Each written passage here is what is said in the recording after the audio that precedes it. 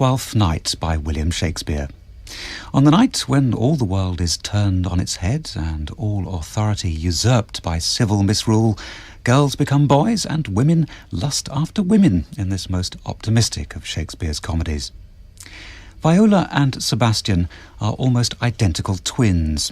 In a storm at sea, they're separated and washed ashore in different places on the coast of Illyria, in this production a location not unlike Monte Carlo in the 1920s.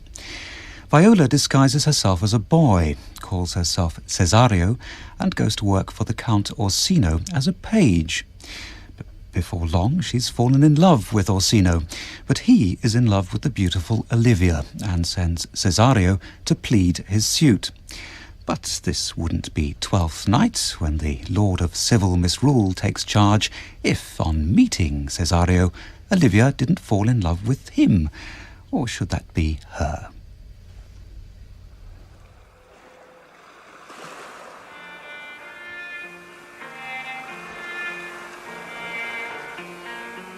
We present Twelfth Night by William Shakespeare. Twelfth Night.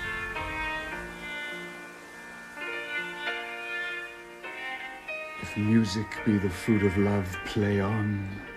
Give me excess of it, that surfeiting the appetite may sicken and so die. That strain again, it had a dying fall. Oh, it came over my ear like the sweet sound that breathes upon a bank of violets, stealing and giving odor.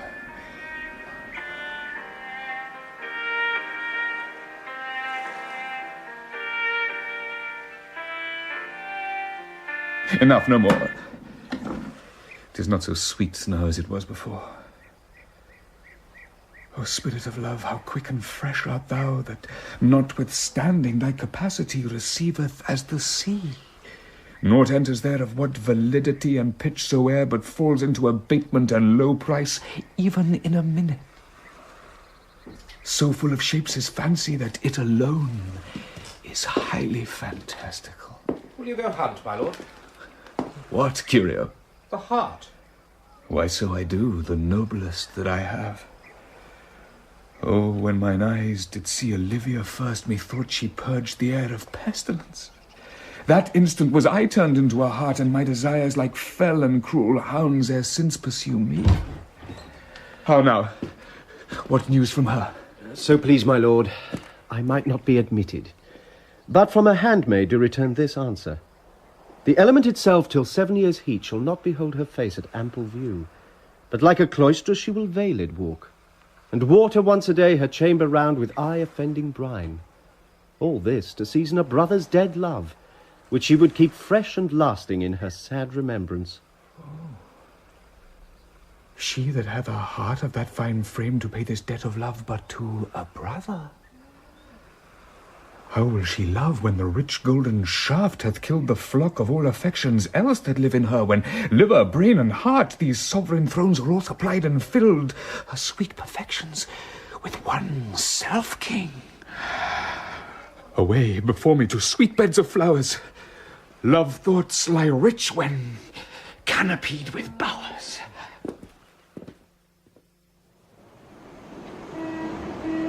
What country, friends, is this? This is Illyria, lady. And what should I do in Illyria? My brother, he is in Elysium. Perchance he is not drowned. What think you, sailors? It is perchance that you yourself were saved. Oh, my poor brother. And so perchance may he be. True, madam, and to comfort you with chance, assure yourself, after our ship did split, when you and those poor numbers saved with you hung on our driving boat, I saw your brother, most provident in peril, bind himself, courage and hope both teaching him the practice, to a strong mast that lived upon the sea, where, like Orion on the dolphin's back, I saw him hold acquaintance with the waves so long as I could see. For saying so, there's gold. Mine own escape unfoldeth to my hope, whereto thy speech serves for authority, the like of him. Knowest thou this country? Aye, madam, well, for I was bred and born not 3 hours' travel from this very place. Who governs here? A noble duke, in nature as in name. What is his name? Orsino. Orsino? I have heard my father name him. He was a bachelor then. And so is now, or was so very late. For but a month ago I went from hence, and then 'twas fresh in murmur, as you know what great ones do the less will prattle of, that he did seek the love of fair Olivia. What's she? A virtuous maid, the daughter of a count that died some 12 months since, then leaving her in the protection of his son, her brother, who shortly also died. For whose dear love, they say, she hath abjured the sight and company of men. Oh, that I served that lady, and might not be delivered to the world till I had made mine own occasion mellow what my estate is. That were hard to compass, because she will admit no kind of suit, no, not the Duke's. There is fair behaviour in thee, Captain, and though that nature with a beauteous wall doth oft close in pollution, yet of thee I will believe thou hast a mind that suits with this thy fair and outward character. I prithee, and I'll pay thee bounteously. Conceal me what I am, and be my aid for such disguise as haply shall become the form of my intent. I'll serve this Duke. Thou shalt present me as an eunuch to him. It may be worth thy pains, for I can sing, and speak to him in many sorts of music that will allow me very worth his service. What else mayhap to time I will commit. Only shape thou thy silence to my wit. Be you his eunuch, and you're mute I'll be. When my tongue blabs, then let mine eyes not see. I thank thee. Lead me on. What a plague means my niece to take the death of her brother thus? I am sure care's an enemy to life. By my troth, Sir Toby, you must come in earlier a night. Your cousin, my lady, takes great exceptions to your ill hours. Why, let her accept before accepting. Aye, but you must confine yourself within the modest limits of order. Confine? I'll confine myself no finer than I am. These clothes are good enough to drink in, and so be these boots too. And they be not, let them hang themselves in their own straps. That quaffing and drinking will undo you. I heard my lady talk of it yesterday. And of a foolish knight that you brought in one night here to be her wooer. Who, Sir Andrew Egerchief? Aye, he. He's as tall a man as any's in Illyria. What's that to the purpose? Why, he has 3,000 ducats a year. Aye, but he'll have but a year in all these ducats. He's a very fool, and a prodigal. Fie that you say so. He plays with the vile de Gamboys, and speaks 3 or 4 languages, word for word, without book, and hath all the good gifts of nature. He hath indeed, all most natural. For besides that he's a fool, he's a great quarreller. And but that he had the gift of a coward to allay the gust he had in quarrelling, 'tis thought among the prudent he would quickly have the gift of the grave. By this hand, they are scoundrels and substractors that say so of him. Who are they? They that add, moreover, he's drunk nightly in your company. With drinking healths to my niece. I'll drink to her as long as there is a passage in my throat and drink in Illyria. He is a coward and a coistrel that will not drink to my niece till his brains turn of the toe like a parish top. What, wench? Castigliano Volgo, for here comes Sir Andrew Agueface. Sir Toby Belch. How now, Sir Toby Belch? Sweet Sir Andrew. Bless you, fair shrew. Oh, and you too, sir. Accost, Sir Andrew, accost. What's that? My niece's chambermaid. Good Mistress Accost, I desire better acquaintance. My name is Mary, sir. Good Mistress Mary Accost. You mistake, knight. Accost is front her, board her, woo her, assail her. By my troth, I would not undertake her in this company. Is that the meaning of accost? Fare you well, gentlemen. And I'll let part so, Sir Andrew, would thou mightst never draw sword again. And you part so, mistress, I would I might never draw sword again. Oh. Fair lady, do you think you have fools in hand? Now, sir, thought is free. I pray you, bring your hand to the buttery bar and let it drink. Wherefore? Sweetheart, what's your metaphor? It's dry, sir. Why, I think so. I am not such an ass, but I can keep my hands dry. But what's your jest? A dry jest, sir. Are you full of them? Why, sir? I have them at my fingers' ends. Marry, now I let go your hand, I am barren. Oh, knight, thou lackst a cup of canary. When did I see thee so put down? Never in your life, I think, unless you see canary put me down. Methinks sometimes I have no more wit than a Christian or an ordinary man has. But I am a great eater of beef, and I believe that does harm to my wit. No question. And I thought that I'd forswear it. I'll ride home tomorrow, Sir Toby. Pourquoi, my dear knight? What is pourquoi? Do or not do? I would I had bestowed that time in the tongues that I have in fencing, dancing, and bear-baiting. Oh, had I but followed the arts. Then hadst thou had an excellent head of hair. Why, would that have mended my hair? Past question, for thou seest it will not curl by nature. Oh, but it becomes me well enough, does not? Excellent. It hangs like flax on a distaff, and I hope to see a huswife take thee between her legs and spin it off. Faith, I'll home tomorrow, Sir Toby. Your niece will not be seen, or if she be, it's 4 to 1 she'll none of me. The Count himself here hard by woos her. She'll none of the Count. She'll not match above her degree, neither in estate, years, nor wit. I have heard her sweat. Tut, there's life in't, man. I'll stay a month longer. I am a fellow of the strangest mind in the world. I delight in masks and revels, sometimes altogether. Art thou good at these kickshaws, knight? As any man in Illyria, whatsoever he be, under the degree of my betters, and yet I will not compare with an old man. What is thy excellence in a galliard, knight? Faith, I can cut a caper. And I can cut the mutton toot. And I think I have the back trick, simply as strong as any man in Illyria. Wherefore are these things hid? Wherefore have these gifts a curtain before 'em? Are they like to take dust, like Mistress Mal's picture? Why dost thou not go to church in a galliard and come home in a caranto? My very walk should be a jig. I would not so much as make water, but in a syncopace. What dost thou mean? Is it a world to hide virtues in? I did think, by the excellent constitution of thy leg, it was formed under the style of a galliard. Aye, 'tis strong, and it does indifferent well in a dun-coloured stock. Shall we set about some revels? What shall we do else? Were we not born under Taurus? Taurus? That's sides and heart. No, sir. It is legs and thighs. Let me see thee caper. Ha ha ha! Higher! Ha ha! Ha ha! Excellent! If the Duke continue these favours towards you, Cesario, you are like to be much advanced. He hath known you but 3 days, and already you are no stranger. You either fear his humour or my negligence, that you call in question the continuance of his love. Is he inconstant, sir, in his favours? No, believe me. I thank you. Here comes the Count. Saw Cesario, ho? On your attendance, my lord, here. Stand you two aloof a while. Cesario, thou knowest no less but all. I have unclasped to thee the book even of my secret soul. Therefore, good youth, address thy gate unto her.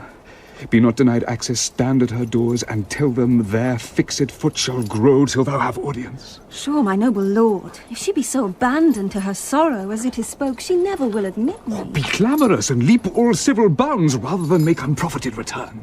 Say I do speak with her, my lord, what then? Oh, then unfold the passion of my love. Surprise her with discourse of my dear faith. It shall become thee well to act my woes. She will attend it better in thy youth than in a nuncio's of more grave aspect. I think not so, my lord. Dear lad, believe it, for they shall yet belie thy happy years that say thou art a man. Diana's lip is not more smooth than Rubia's. Thy small pipe is as the maiden's organ, shrill and sound. And all is semblative a woman's part.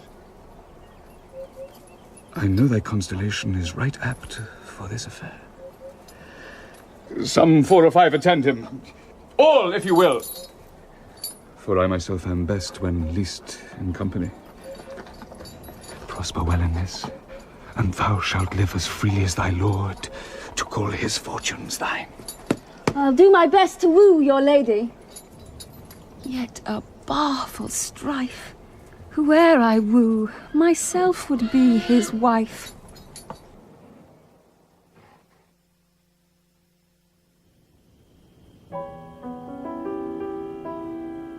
Nay, Feste, either tell me where thou hast been, or I will not open my lips so wide as a bristle may enter in way of thy excuse. My lady will hang thee for thy absence. Let her hang me. He that is well hanged in this world needs to fear no colours. Make that good. He shall see none to fear. A good Lenten answer. I can tell thee where that saying was born, if I fear no colours. Where, good Mistress Mary? In the wars. And that you may be bold to say in your foolery. Well, God give them wisdom that have it, and those that are fools, let them use their talents. Yet you will be hanged for being so long absent, or to be turned away. Is that not as good as a hanging to you? Many a good hanging prevents a bad marriage. And for turning away, let summer bear it out. You're resolute, then? Not so neither, but I'm resolved on 2 points. That if one break, the other will hold? Or if both break, your gaskins fall? No, apt in good faith they apt. Well, go that way. If Sir Toby would leave drinking, thou wert as witty a piece of Eve's flesh as any in Illyria. Oh, peace, you rogue. No more of that. Maria! Oh, here comes my lady. Make your excuse wisely. You were best. Wait and be thy will, put me into good fooling. Those wits that think they have thee do very oft prove fools, and I, that am sure I lack thee, may pass for a wise man. For what says Quinapolus? Better a witty fool than a foolish wit. God bless thee, lady. Take the fool away. Do you not hear, fellows? Take away the lady. Go to your dry, fool. I'll know more of you. Besides, you grow dishonest. 2 faults, Madonna, that drink and good counsel will amend. For, give the dry fool drink, then is the fool not dry. Bid the dishonest man mend himself. If he mend, he is no longer dishonest. If he cannot, let the botcher mend him. Anything that's mended is but patched. Virtue that transgresses is but patched with sin, and sin that amends is but patched with virtue. If that this simple syllogism will serve, so. If it will not, what remedy? As there is no true cuckold but calamity, so beauty's a flower. The lady bade take away the fool, therefore I say again, take her away. Sir, I bade them take away you. Misprision in the highest degree, lady, cucullus non facit monachum, which is as much as to say, I wear not motley in my brain. Good Madonna, give me leave to prove you a fool. Can you do it? Dexterously, good Madonna. Make your proof. I must catechize you for it, Madonna. Good my mouse, virtue, answer me. Well, sir, for want of other idleness, I'll bide your proof. Good Madonna, why mourn'st thou? Good fool, for my brother's death. I think his soul is in hell, Madonna. I know his soul is in heaven, fool. The more fool Madonna to mourn for her brother's soul being in heaven. Take away the fool, gentlemen. What think you of this fool, Malvolio? Doth he not mend? Yes, and shall do till the pangs of death shake him. Infirmity that decays the wise doth ever make the better fool. God send you, sir, a speedy infirmity for the better increasing your folly.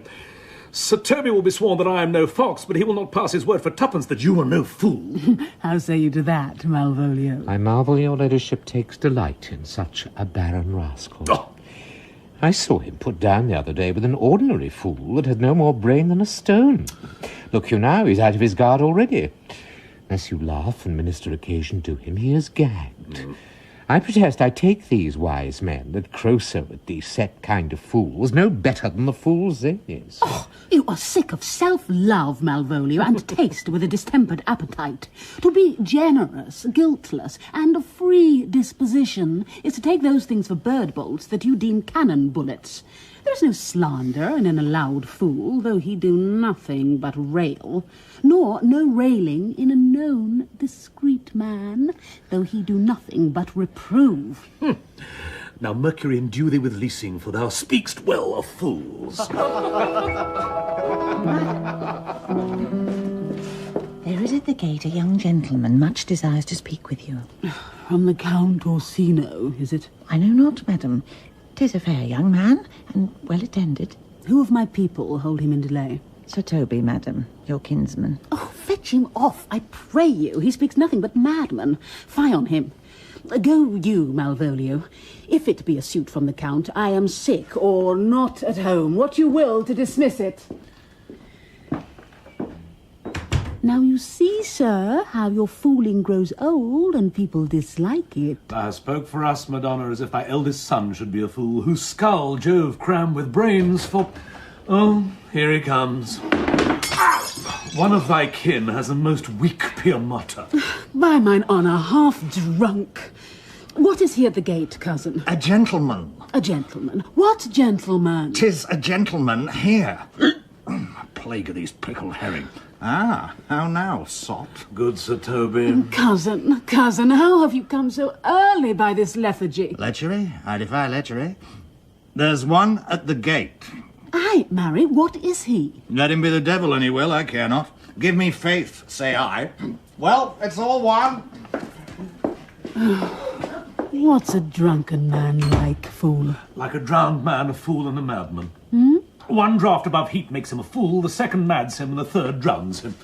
Go thou and seek the crowner, and let him sit, O my coz, for he's in the 3rd degree of drink. He's drowned. Go, look after him. He is but mad yet, Madonna, and the fool shall look to the madman. Madam. Oh. Madam, yon young fellow swears he will speak with you. I told him you were sick. He takes on him to understand so much, and therefore comes to speak with you. I told him you were asleep. He seemed to have a foreknowledge of that too, and therefore comes to speak with you. What's to be said to him, lady? He's fortified against any denial. Tell him he shall not speak with me. He has been told so, and he says he'll stand at your door like a sheriff's post and be the support to a bench, but he'll speak with you. What kind of man is he? Why, of mankind. What manner of man? A very ill manner. He'll speak with you, will you or no? Of what personage and years is he? Not yet old enough for a man, nor young enough for a boy. As a squash is, before 'tis a peace cod, or a codling when 'tis almost an apple. 'Tis with him in standing water between boy and man. He is very well favoured, and he speaks very shrewishly. One would think his mother's milk were scarce out of him. Let him approach. Call in my gentlewoman. Gentlewoman! Aye. My lady calls. Give me my veil. Come, throw it o'er my face. We'll once more hear Orsino's embassy. The Honourable Lady of the House, which is she? Speak to me, I shall answer for her. Your will? Most radiant, exquisite, and unmatchable beauty. I pray you, tell me if this be the Lady of the House, for I never saw her. I would be loath to cast away my speech, for besides that it is excellently well penned, I have taken great pains to con it. Good beauties, let me sustain no scorn. I am very comfortable even to the least sinister usage. Whence came you, sir? I can say little more than I have studied, and that question's out of my part. Good gentle one, give me modest assurance, if you be the Lady of the House, that I may proceed in my speech. Are you a comedian? No, my profound heart. And yet by the very fangs of malice, I swear I am not that I play. Are you the Lady of the House? If I do not usurp myself, I am. Most certain if you are she, you do usurp yourself. For what is yours to bestow is not yours to reserve. But this is from my commission. I will on with my speech in your praise, then show you the heart of my message. Come to what is important, and I forgive you the praise. Alas, I took great pains to study it, and 'tis poetical. It is the more like to be feigned. I pray you, keep it in. I heard you were saucy at my gates, and allowed your approach rather to wonder at you than to hear you. If you be not mad, be gone. If you have reason, be brief. 'Tis not that time of moon with me to make one in so skipping a dialogue. Will you hoist sail, sir? Here lies your way. No, good swabber, and hull here a little longer. Some mollification for your giant, sweet lady. Tell me your mind. I am a messenger. Sure, you have some hideous matter to deliver when the courtesy of it is so fearful. Speak your office. It alone concerns your ear. I bring no overture of war, no taxation of homage. I hold the olive in my hand. My words are as full of peace as matter. Yet you began rudely. What are you? What would you? The rudeness that hath appeared in me have I learned from my entertainment. What I am and what I would are as secret as maidenhead. To your ears, divinity. To any others, profanation. Give us the place alone. Madam? Most sweet lady. A comfortable doctrine, and much may be said of it. Where lies your text? In Orsino's bosom. In his bosom. In what chapter of his bosom? To answer by the method, in the first of his heart. Oh, I have read it. It is heresy. Have you no more to say? Good madam, let me see your face. Have you any commission from your lord to negotiate with my face? You are now out of your text. But we will draw the curtain and show you the picture. Look you, sir. Such a one I was, this present is not well done. Excellently done, if God did all. 'Tis in grain, sir. 'Twill endure wind and weather. 'Tis beauty truly blent, whose red and white nature's own sweet and cunning hand laid on. Lady, you are the cruellest she alive, if you will lead these graces to the grave, and leave the world no copy. Oh, sir, I will not be so hard-hearted. I will give out divers schedules of my beauty. It shall be inventoried, and every particle and utensil labelled to my will, as item. 2 lips in different red. Item, 2 grey eyes with lids to them. Item, 1 neck, 1 chin, and so forth. Were you sent hither to praise me? I see you what you are. You are too proud. But if you were the devil, you are fair. My lord and master loves you. Oh, such love could be but recompensed, though you were crowned the nonpareil of beauty. How does he love me? With adorations, fertile tears, with groans that thunder love, with sighs of fire. Your lord does know my mind. I cannot love him. Yet I suppose him virtuous, know him noble, of great estate, of fresh and stainless youth, in voices well divulged, free, learned, and valiant, and in dimension and the shape of nature a gracious person, but yet I cannot love him. He might have took his answer long ago. If I did love you in my master's flame, with such a suffering, such a deadly life, in your denial I would find no sense. I would not understand. Why, what would you? Make me a willow cabin at your gate, and call upon my soul within the house. Write loyal cantons of contemned love, and sing them loud even in the dead of night. Hallow your name to the reverberate hills, and make the babbling gossip of the air cry out, Olivia. Oh, you should not rest between the elements of air and earth, but you should pity me. You might do much. What is your parentage? Above my fortunes. Yet my state is well. I am a gentleman. Get you to your lord. I cannot love him. Let him send no more, unless, perchance, you come to me again to tell me how he takes it. Fare you well. I thank you for your pains. Spend this for me. I am no feed post, lady. Keep your purse. My master, not myself, lacks recompense. Love, make his heart of flint that you shall love, and let your fervour, like my master's, be placed in contempt. Farewell, fair cruelty. What is your parentage? Above my fortunes, yet my state is well. I am a gentleman. I'll be sworn thou art. Thy tongue, thy face, thy limbs, actions, and spirit do give thee 5-fold blazon. Oh, not too fast. Soft. Soft. Unless the master were the man. How now? Even so quickly may one catch the plague? Methinks I feel this youth's perfections with an invisible and subtle stealth to creep in at mine eyes.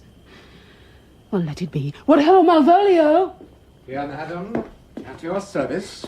Run after that same peevish messenger, the county's man. He left this ring behind him. Would I or not? Tell him I'll none of it. Desire him not to flatter with his lord, nor hold him up with hopes. I am not for him. If that the youth will come this way tomorrow, I'll give him reasons for it. Hie thee, Malvolio. Madam, I will. I do, I know not what, and fear to find mine eye too great a flatterer for my mind. Fate, show thy force. Ourselves we do not owe. What is decreed must be. And be this so.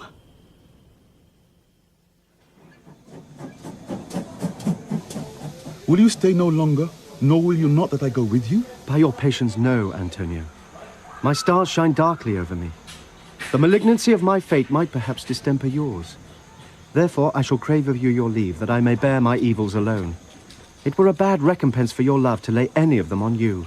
Let me yet know of you, whither you are bound. No, sooth, sir. My determinate voyage is mere extravagancy. But I perceive in you so excellent a touch of modesty that you will not extort from me what I am willing to keep in. Therefore it charges me in manners the rather to express myself.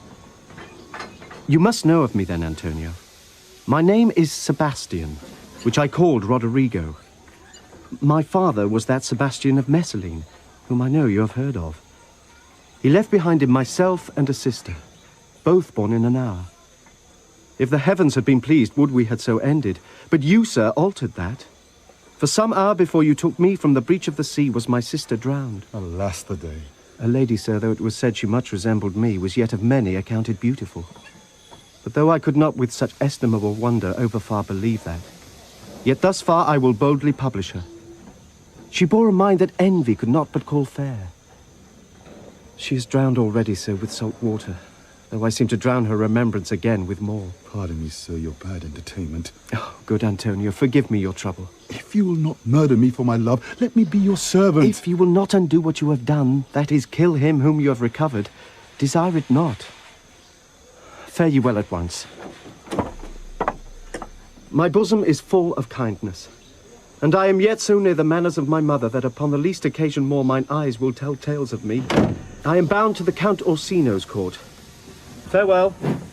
The gentleness of all the gods go with thee.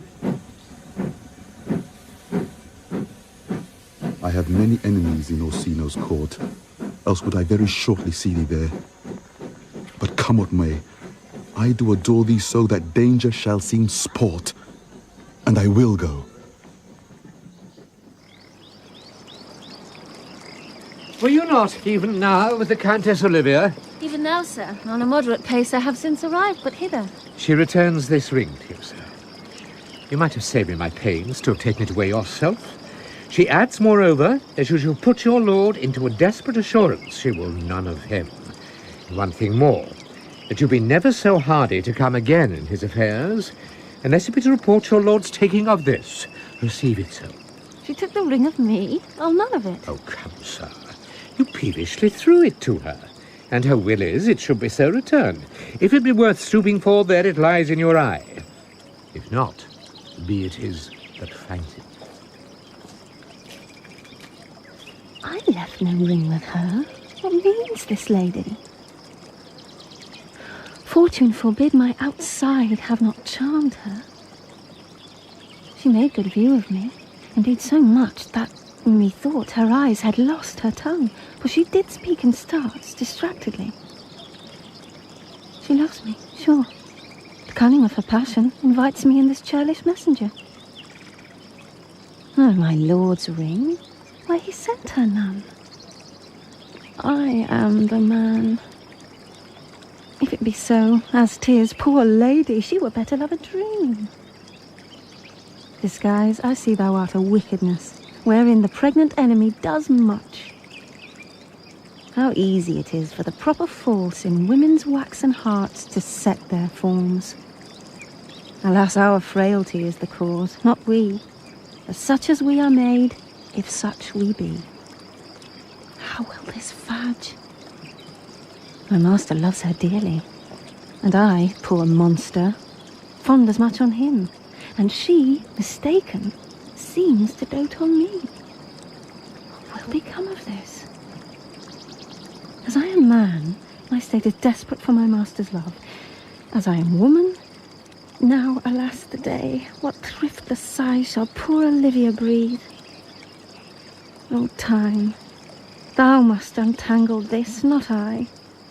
It is too hard a knot for me to untie. Approach, Sir Andrew. Not to be abed after midnight is to be up betimes, and deliculo surgere. Thou knowest? Nay, by my troth, I know not, but I know to be up late is to be up late. A false conclusion. I hate it as an unfilled can. To be up after midnight and to go to bed then is early, so that to go to bed after midnight is to go to bed betimes. Does not our lives consist of the four elements? Faith, so they say, but I think it rather consists of eating and drinking. That a scholar. Let us therefore eat and drink. Marion, I say, a stoup of wine. Here comes the fool, i' faith. Well, now my hearts. Did you never see the picture of we three? Welcome, ass. Now let's have a catch. Oh, by my troth, the fool has an excellent breast. I had rather than 40 shillings I had such a leg, and so sweet a breath to sing as the fool has. In sooth, thou wast in very gracious fooling last night, when thou spokest of Pigrog Romitus of the Vapians passing the equinoctial of Quibus. 'Twas very good, i'faith. I sent thee sixpences for thy leman. Hadst it? I did impetticoat thy gratillity. For Malvolio's nose is no whipstock, my lady has a white hand, and the myrmidons are no bottle ale houses. Excellent. Why, this is the best fooling when all is done. Now, a song. Come on, there's sixpence for you. Let's have a song. There's a testrel of me, too. If one night give Would you have a love song or a song of good life? A love song, a love song. Aye, I care not for good life.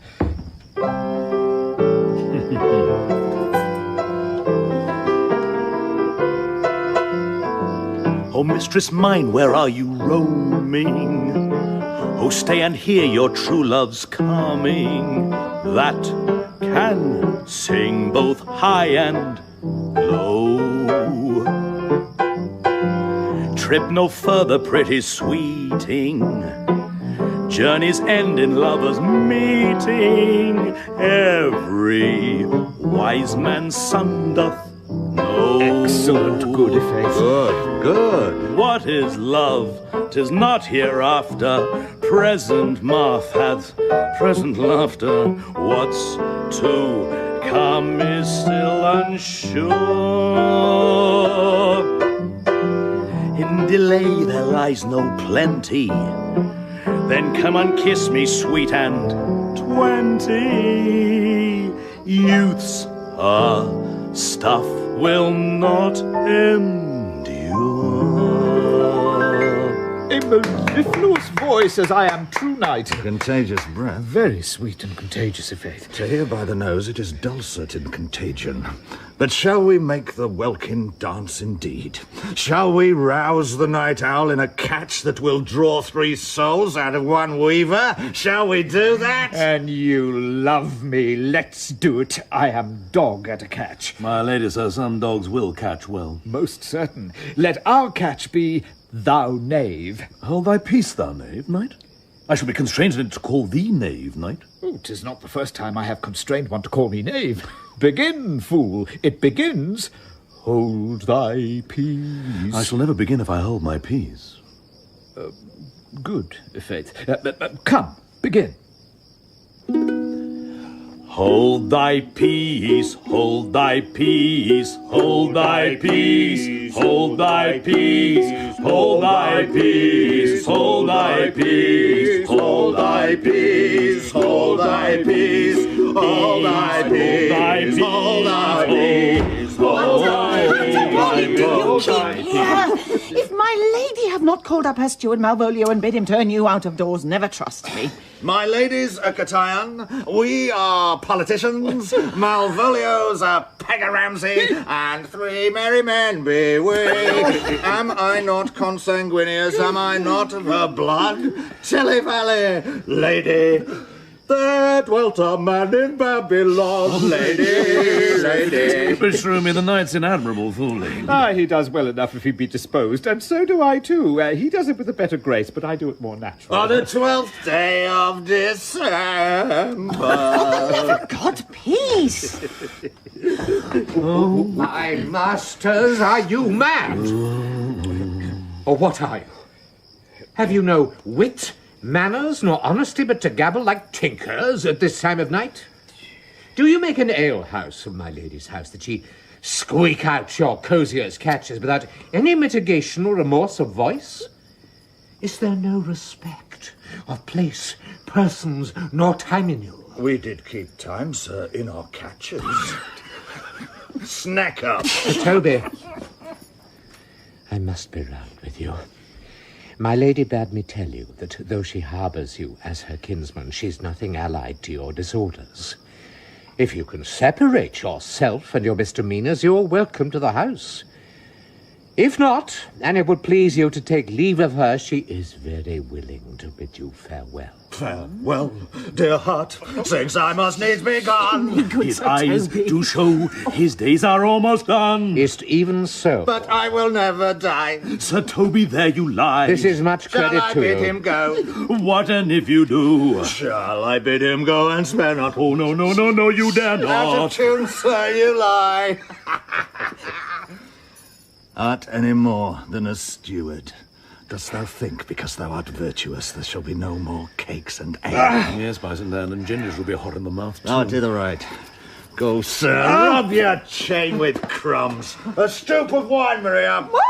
Mistress Mary, if you prized my lady's favour at anything more than contempt, you would not give means for this uncivil rule. She shall know of it. By this hand. Go shake your ears. 'Twere as good a deed as to drink when a man's a-hungry, to challenge him the field, and then to break promise with him and make a fool of him. Do it, knight. I'll write thee a challenge, or I'll deliver thy indignation to him by word of mouth. Sweet Sir Toby, be patient for tonight. Since the youth of the Count's was today with my lady, she is much out of quiet. For Monsieur Malvolio, let me alone with him.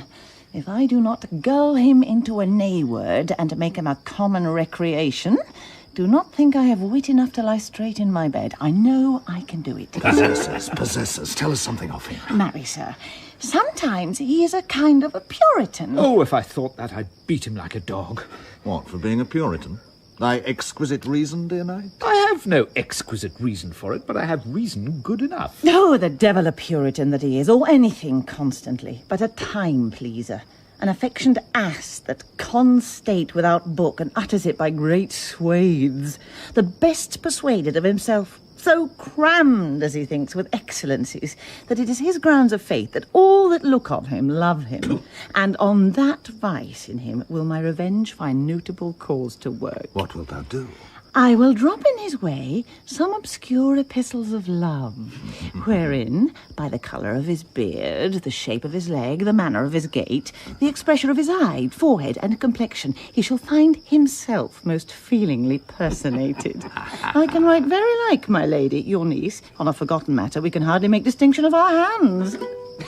Excellent. I smell a device. I have it in my nose, too. He shall think by the letters that thou wilt drop that they come from my niece, and that she's in love with him. My purpose is indeed a horse of that colour. And your horse now would make him an ass. Ass, I doubt not. Oh, 'twill be admirable. Sport royal, I warrant you. I know my physic will work with him. I will plant you two, and let the fool make a third. Where he shall find the letter, observe his construction of it. For this night, to bed, and dream on the event. Farewell. Good night, Penthesilea. Before me, she's a good wench. She's a beagle true bred, and one that adores me. What of that? I was adored once, too. Let's to bed, knight. Thou hadst need sent for more money. If I cannot recover your niece, I am a foul way out. Send for money, knight. If thou hast her not in the end, call me cut. If I do not, never trust me. Take it how you will. Come, come. I'll go burn some sack. 'Tis too late to go to bed now. Come, knight. Come, knight.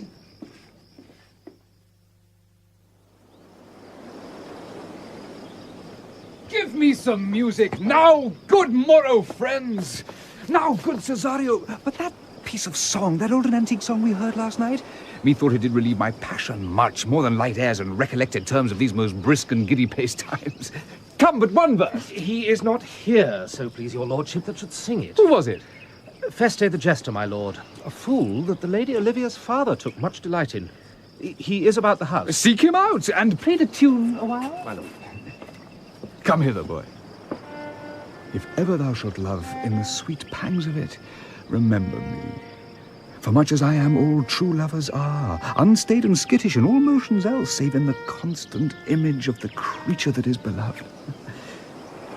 How does I like this tune? It gives a very echo to the seat where love is throned. Oh, thou dost speak masterly. My life upon it, young though thou art, thine eye hath stayed upon some favour that it loves, hath it not, boy? A little by your favour. What kind of woman is't? Of your complexion. She's not worthy, then. What years of faith? About your years, my lord. Too old, by heaven.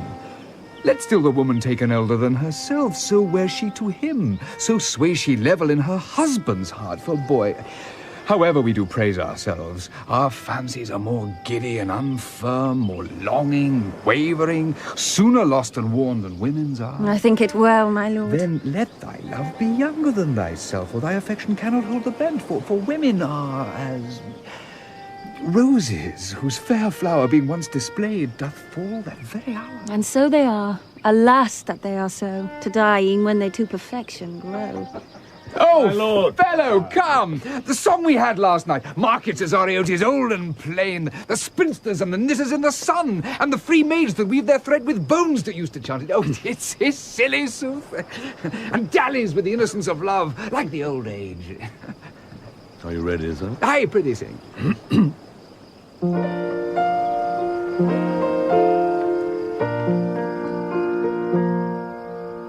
Come away, death, and in sad cypress let me be laid. Fly away, breath. I am slain by a fair, cruel maid. My shroud of white stuck all with you. Oh, prepare it, my part of death. No one so true did share it,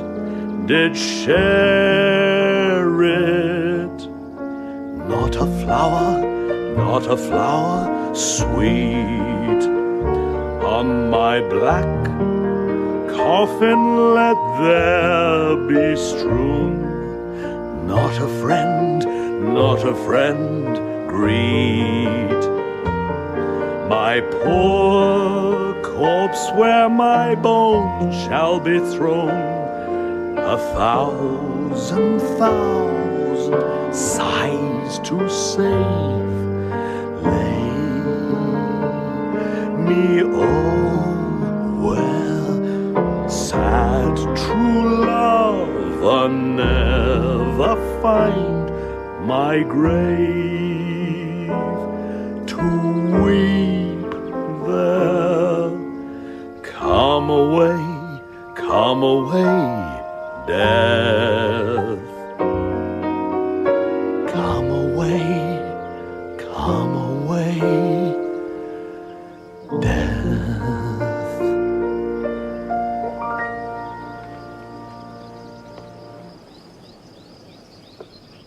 There's for thy pains.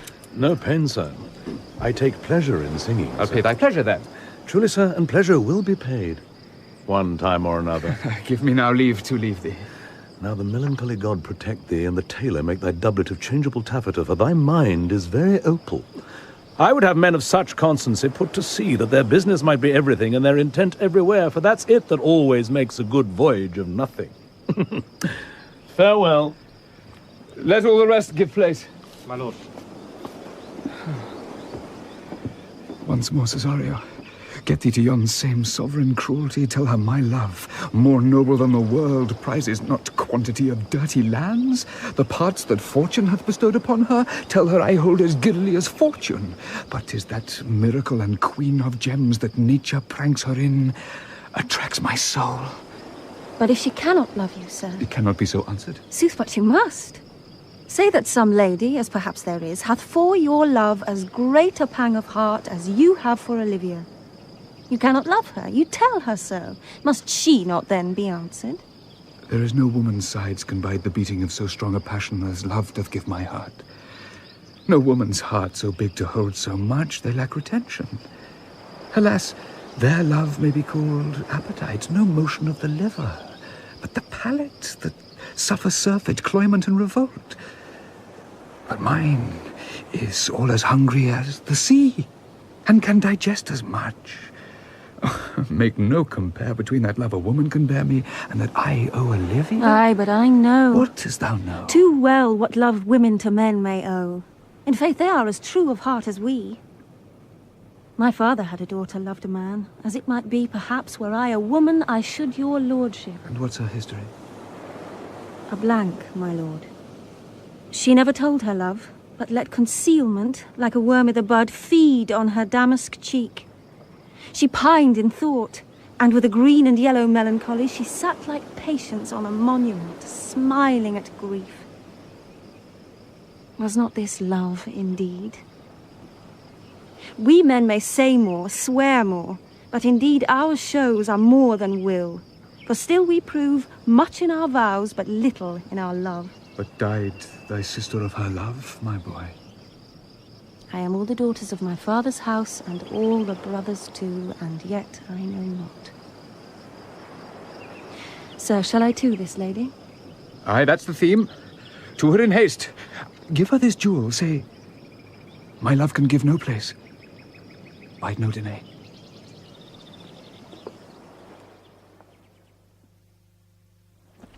Come thy ways, Signor Fabian. Nay, I'll come. If I lose a scruple of this sport, let me be boiled to death with melancholy. Wouldst thou not be glad to have the niggardly, rascally sheep-biter come by some notable shame? I would exult, man.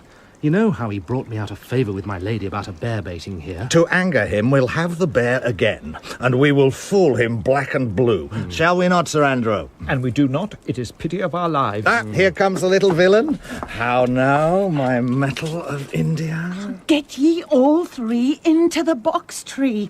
Malvolio's coming down this walk. He has been yonder in the sun, practising behaviour to his own shadow this half hour. Observe him for the love of mockery, for I know this letter will make a contemplative idiot of him. Close in the name of jesting. Lie thou there, letter, for here comes the trout that must be caught with tickling. 'Tis but fortune. All is fortune. Maria once told me she'd affect me, and I've heard herself come thus near that should she fancy, it should be one of my complexion. Besides, she uses me with a more exalted respect than anyone else that follows her. What should I think on't? Here's an overweening rogue. Oh, peace. Contemplation makes a rare turkey cock of him. How he jets under his advanced plumes. Slight, I could so beat the rogue. Peace, I say. To be Count Malvolio. Pistol him, pistol him. Peace, peace. There is example for it.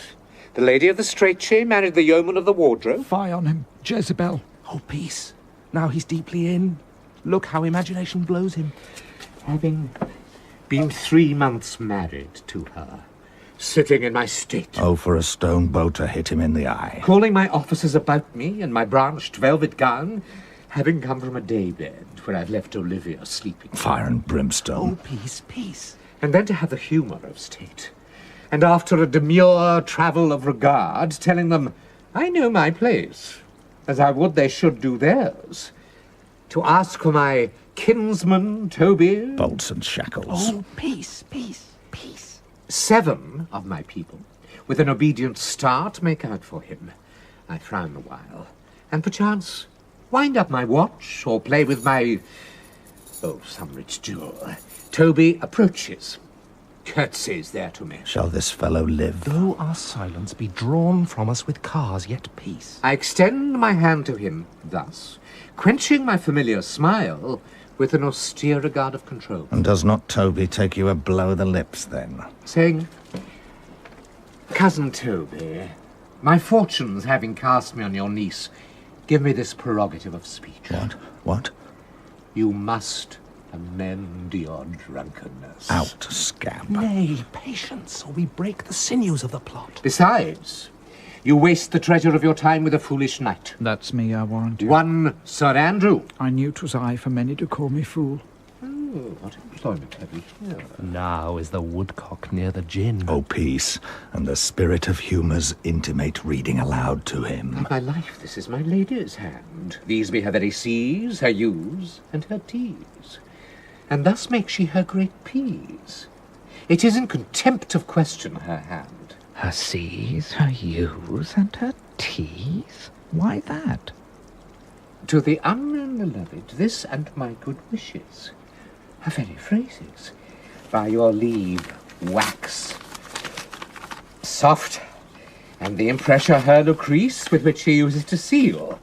'Tis my lady. To whom should this be? This wins him, liver and all. Jove knows I love, but who? Lips do not move. No man must know. No man must know what follows. The numbers altered. No man must know. If this should be thee, Malvolio. Marry, hang thee, Brock. I must command where I adore, but silence like a Lucrece knife with bloodless stroke my heart doth gore.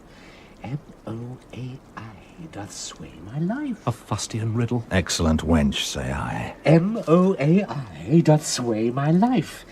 Nay, but first, let me see. What a dish of poison has she dressed him. And with what wing the Staniel checks it. I may command where I adore. Why, she may command me. I serve her. She is my lady. Why, this is evident to any formal capacity. There is no obstruction in this, and the end. What should that alphabetical position portend? If I could make that resemble something in me, softly. M-O-A-I. Oh, I make up that. He is now at a cold scent. Souter will cry upon for all this, though it be as rank as a fox. Malvolio. Why, that begins my name. Did I not say that he would work it out? That cur is excellent at faults. M. But then there is no consonancy in the sequel that suffers under probation. A should follow, but O does. And O shall end, I hope. Aye, or I'll cudgel him and make him cry O. And then I comes behind. Aye, and you had any eye behind you, you might see more detraction at your heels than fortunes before you. M-O-A-I. This simulation is not as the former. And yet to crush this a little, it would bow to me. For every one of these letters are in my name, soft. Here follows prose. If this fall into thy hand, revolve, in my stars I am above thee. But be not afraid of greatness. Some are born great, some achieve greatness, and some have greatness thrust upon them. Thy fates open their hands, let thy blood and spirit embrace them, and to inure thyself to what thou art like to be, cast thy humble slough and appear fresh. Be opposite with a kinsman, surly with servants. Let thy tongue tang arguments of state. Put thyself into the trick of singularity. She thus advises thee that sighs for thee. Remember who commended thy yellow stockings and wished to see thee ever cross-gartered. I say, remember. Go to, thou art made, if thou desirest to be so. If not, let me see thee a steward still, a fellow of servants, and not worthy to touch fortune's fingers. Farewell, she that would alter services with thee, the fortunate unhappy. Daylight and champagne discovers not more. This is open. I will be proud. I will read politic authors. I will baffle Sir Toby. I will wash off gross acquaintance. I will be point devise the very man. I do not now fool myself to let imagination jade me, for every reason excites to this, that my lady loves me. She did commend my yellow stockings of late. She did praise my leg being cross-gartered, and in this she manifests herself to my love, and with a kind of injunction drives me to these habits of her liking. I thank my stars. I am happy. I will be strange, stout, in yellow stockings and cross-gartered, even with the swiftness of putting on. Jove and my stars be praised. Here is yet a postscript. Thou canst not choose but know who I am. If thou entertainst my love, let it appear in thy smiling. Thy smiles become thee well. Therefore in my presence still smile, dear my sweet, I prithee. O Jove, I thank thee, I will smile. I will do everything that thou wilt have me. I will not give me part of this sport for a pension of thousands to be paid from the Sophie. I could marry this wench for this device. So could I. And ask no other dowry with her but such another jest. Nor I neither. Oh, here comes my noble gull-catcher. Wilt thou set thy foot on my neck? Or on mine either. Shall I play my freedom at trade trip and become thy bond slave? If faith or I either. Why, thou hast put him in such a dream that when the image of it leaves him, he must run mad. Nay, but say true, does it work upon him? Like aquavita with a midwife. Well, if you will then see the fruits of the sport, mark his first approach before my lady. He will come to her in yellow stockings, and 'tis a colour she abhors, and cross-gartered, a fashion she detests. And he will smile upon her, which will now be so unsuitable to her disposition, being addicted to a melancholy as she is, that it cannot but turn him into a notable contempt. If you will see it, follow me. To the gates of Tartar, thou most excellent devil of wit. I'll make one too.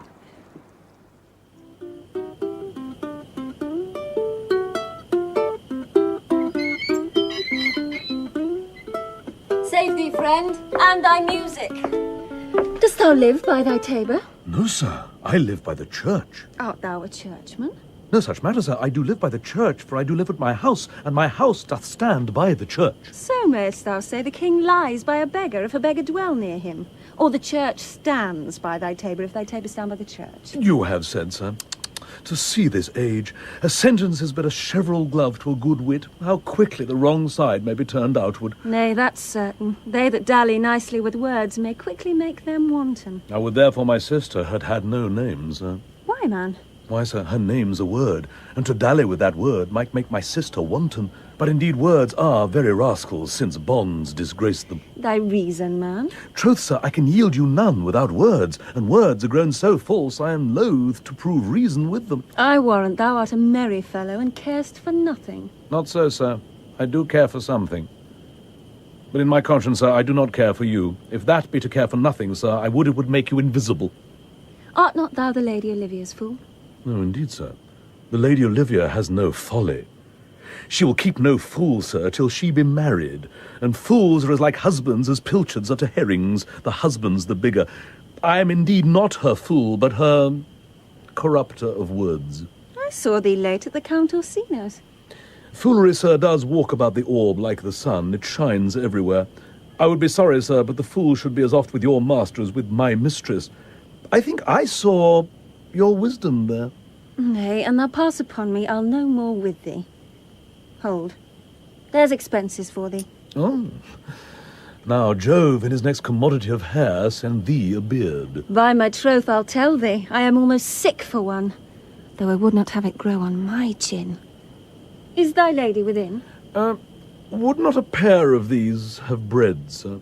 Yes, being kept together and put to use. I would play Lord Pandrus of Phrygia, sir, to bring a Cressida to this Troilus. I understand you, sir. 'Tis well begged.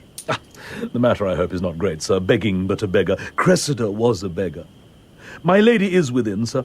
I will conster to them whence you come. Who you are and what you would are out of my welkin. I might say element, but the word is overwarm. This fellow is wise enough to play the fool, and to do that well craves a kind of wit. He must observe their mood on whom he jests, the quality of persons, and the time, and, like the haggard, check at every feather that comes before his eye. This is a practice as full of labour as a wise man's art. For folly that he wisely shows is fit, but wise men, folly fallen, quite taint their wit.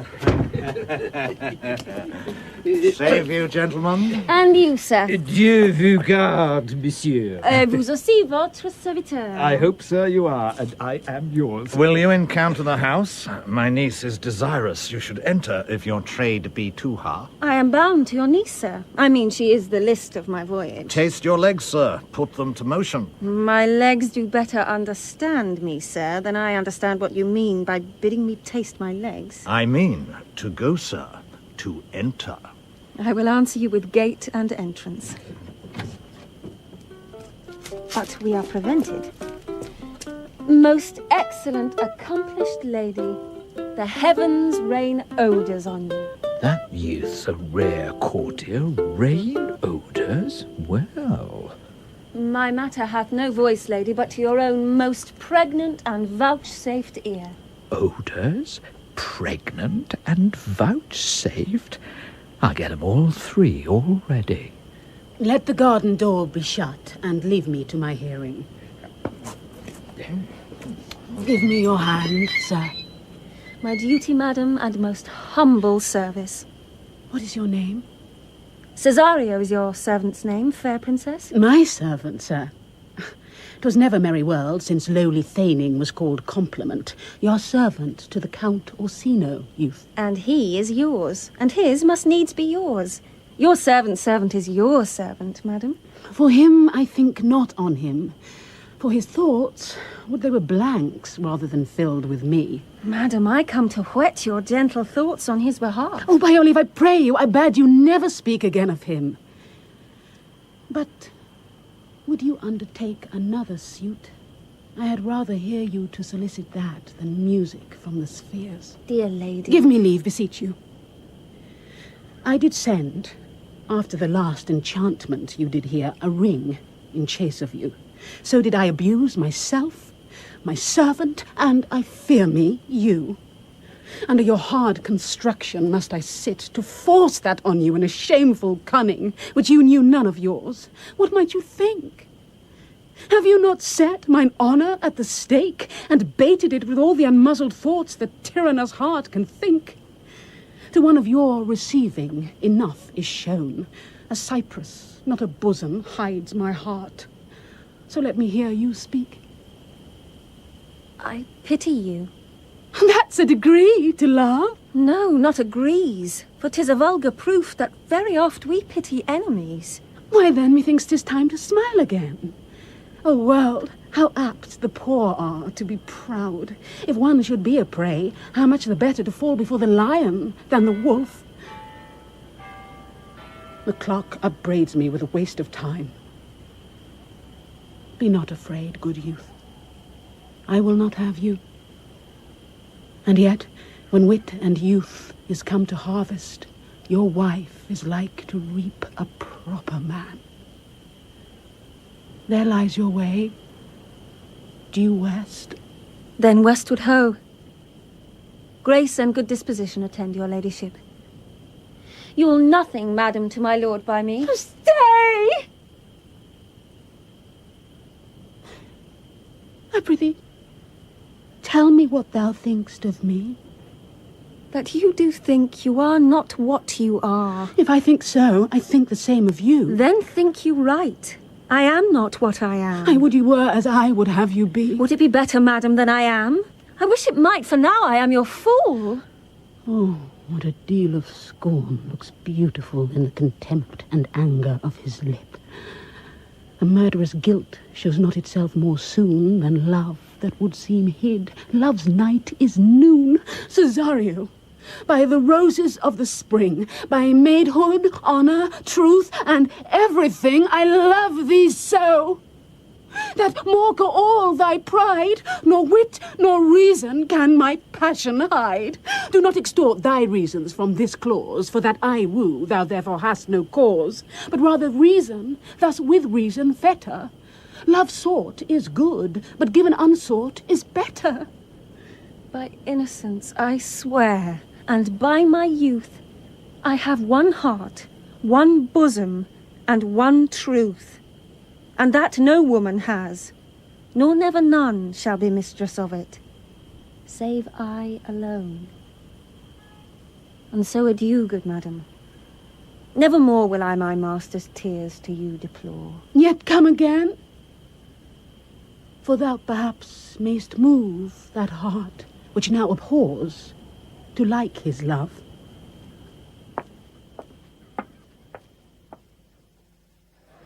No, faith, I'll not stay a jot longer. Thy reason, dear Venom, give thy reason. You must needs yield your reason, Sir Andrew.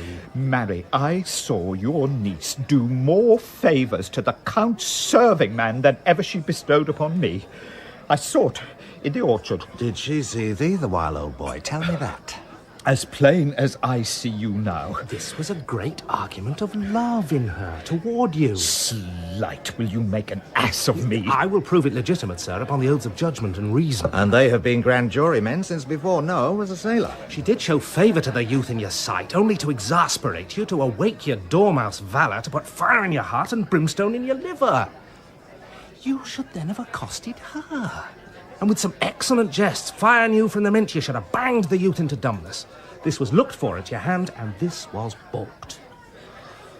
The double guilt of this opportunity you let time wash off. You now sail into the north of my lady's opinion, where you'll hang like an icicle on a Dutchman's beard, unless you do redeem it by some laudable attempt either of valour or policy. And be... anyway, it must be with valour, for policy I hate.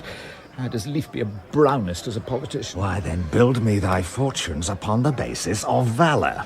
Challenge me the Count's youth to fight with him. Hurt him in 11 places. My niece shall take note of it, and assure thyself there is no love broker in the world can more prevail in man's commendation with woman than report of valour. There is no way but this, Sir Andrew. Will either of you bear me a challenge to him? Go, write it in a martial hand. Be cursed and brief. It is no matter how witty, so it be eloquent and full of invention. Taunt him with the license of ink. If thou thouest him some thrice, it shall not be amiss, and as many lies as will lie in thy sheet of paper, although the sheet were big enough for the bed of wear in England. Set 'em down, go about it. Let there be gall enough in thy ink, though thou write with a goose pen, no matter. About it. Where shall I find you? We'll call thee at thy cubiculo. Go. This is a dear mannequin to you, Sir Toby. I have been dear to him, lad, some 2,000 strong or so. Oh, we shall have a rare letter from him. But you'll not deliver it. Never trust me, then. And by all means, stir on the youth to an answer. I think oxen and wain ropes cannot hail them together. For Andrew, if he were opened and you find so much blood in his liver as will clog the foot of the flea, I'll eat the rest of the anatomy. And his opposite, the youth, bears in his visage no great presage of cruelty. Look where the youngest wren of 9 comes. If you desire the spleen and will laugh yourselves into stitches, follow me. Yond gull, Malvolio, is turned heathen, a very renegado, for there is no Christian that means to be saved by believing rightly can ever believe such impossible passages of grossness. He's in yellow stockings. And cross-gartered. Most villainously, like a pedant that keeps a school at the church. I have dogged him like his murderer. He does obey every point of the letter that I dropped to betray him. He does smile his face into more lines than is in the new map, with the augmentation of the Indies. You have not seen such a thing as 'tis. I can hardly forbear hurling things at him. I know my lady will strike him, and if she do, he'll smile and take it for a great favour. Come, bring us where he is.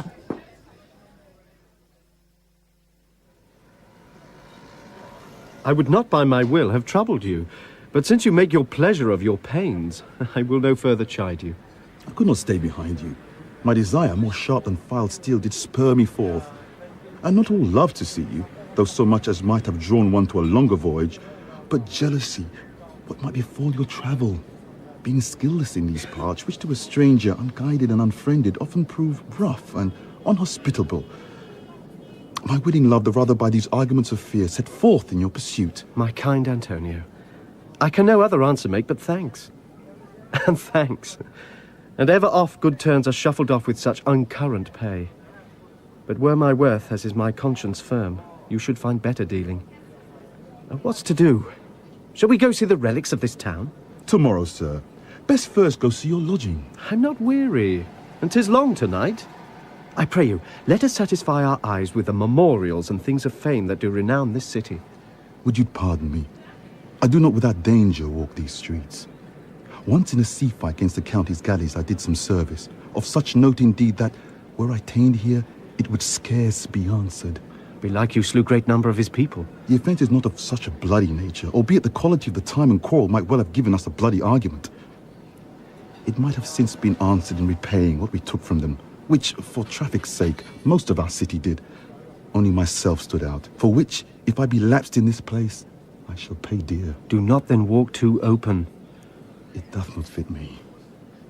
Hold, sir. Here's my purse. In the south suburbs at the Elephant is best to lodge. I will bespeak our diet whilst you beguile the time and feed your knowledge with viewing of the town. There shall you have me. Why I your purse? Haply your eye shall light upon some toy you have desired to purchase, and your store, I think, is not for idle markets, sir. I'll be your purse bearer, and leave you for an hour. To the Elephant. I do remember. I have sent after him. He says he'll come. How shall I feast him? What bestow of him? For youth is bought more oft than begged or borrowed. I speak too loud. Where's Malvolio? He is sad and civil, and suits well for a servant with my fortunes. Where is Malvolio? He's coming, madam, but in very strange manner. He's sure possessed, madam. Why, what's the matter? Does he rave? No, madam. He does nothing but smile. Your ladyship were best to have some guard about you if he come, for sure the man is tainted in his wits. Go, call him hither. I am as mad as he, if sad and merry madness equal be. How now, Malvolio? Sweet lady. Ho, ho, ho. Smilest thou? I sent for thee upon a sad occasion. Sad, lady? I could be sad. This does make some obstruction in the blood, this cross-gartering. But what of that? If it please the eye of one, it is with me as the very true sonnet is. Please one and please all. Why, how dost thou, man? What is the matter with thee? Not black in my mind, though yellow in my leg. It did come to his hands, and commands shall be executed. I think we do know the sweet Roman hand. Wilt thou go to bed, Malvolio? To bed? Aye, sweetheart, and I'll come to thee. God comfort thee! Why dost thou smile so, and kiss thy hand so oft? How do you, Malvolio? At your request. Yes, nightingales answer doors. Why appear you with this ridiculous boldness before my lady? Be not afraid of greatness, 'twas well writ. What meanest thou by that, Malvolio? Some are born great. Huh? Some achieve greatness. What sayest thou? And some have greatness thrust upon them. Heaven restore thee. Remember who commended thy yellow stockings. Thy yellow stockings. And wished to see thee cross-gartered. Cross-gartered? Go to that maid, if thou desirest to be so. Am I maid? If not, let me see thee a servant still. Why, this is very midsummer madness. Madam, the young gentleman of the Count Orsino's is returned. I could hardly entreat him back. He attends your ladyship's pleasure. I'll come to him. Good Maria, let this fellow be looked to. Where's my cousin Toby? Let some of my people have a special care of him. I would not have him miscarry for the half of my dowry. Madam? Oh, do you come near me now? No worse man than Sir Toby to look to me. This concurs directly with the letter. She sends him on purpose, that I may appear stubborn to him, for she incites me to that. In the letter, cast thy humble slough, says she.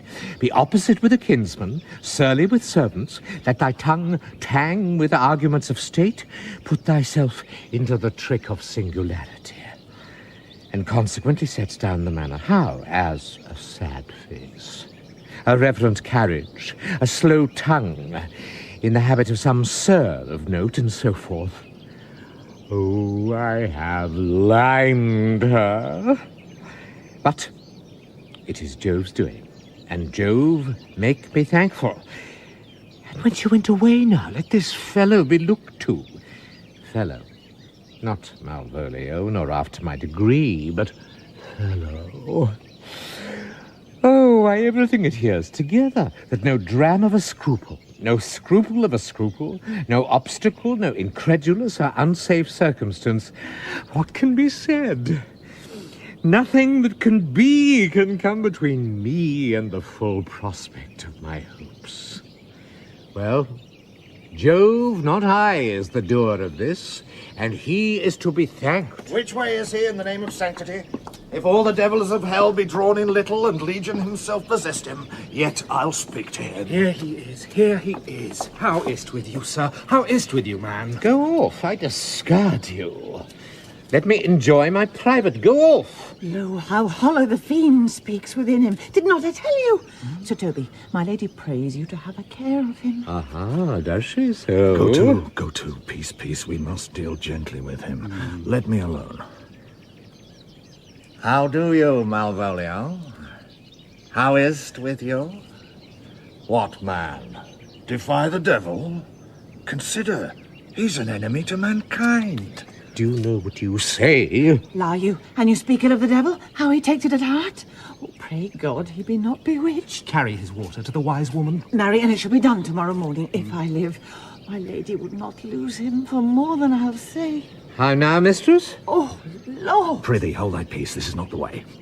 Do you not see you move him? Let me alone with him. No way but gentleness. Gently, gently. The fiend is rough and will not be roughly used. Why? How now, my boarcock? How dost thou chuck? Sir? Aye, Biddy, come with me.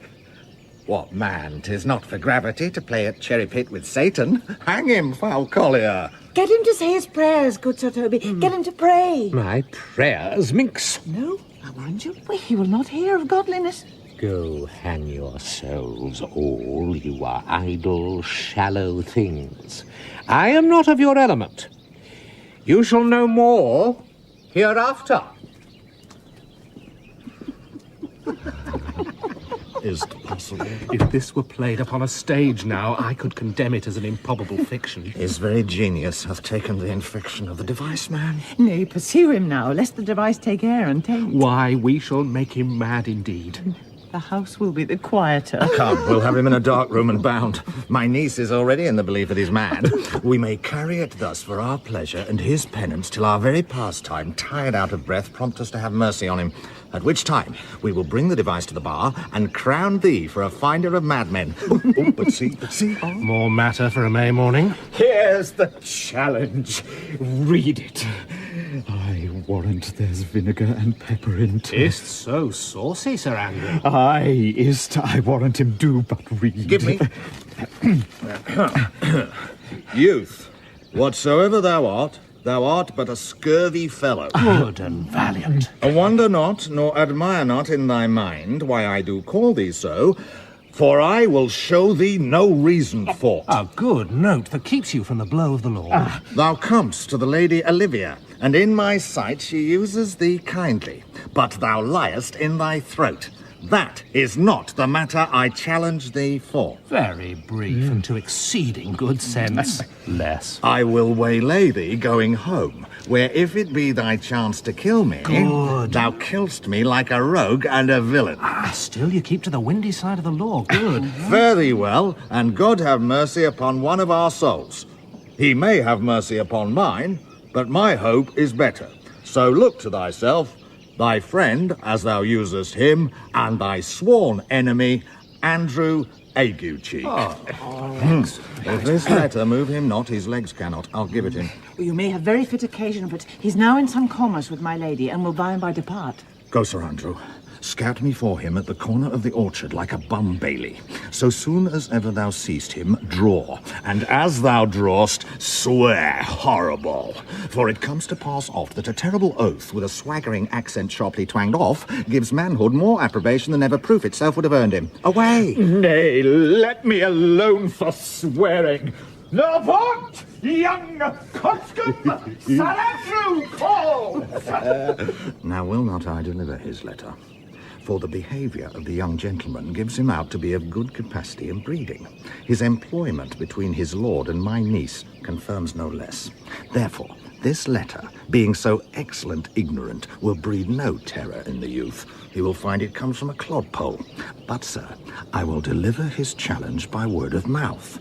Set upon Ague-cheek a notable report of valour, and drive the gentleman, as I know his youth will aptly receive it, into a most hideous opinion of his rage, skill, fury, and impetuosity. This will so fright them both that they will kill one another by the look, like cockatrices.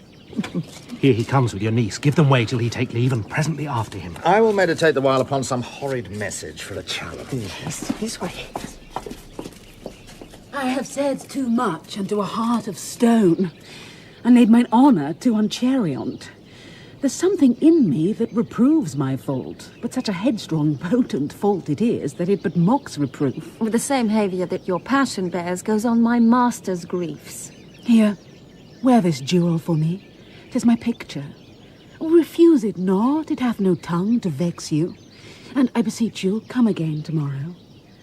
What shall you ask of me that I'll deny, that honour saved may upon asking give? Nothing but this, your true love for my master. How with mine honour may I give him that which I have given to you? I will acquit you. Well, come again tomorrow. Fare thee well. A fiend like thee might bear my soul to hell.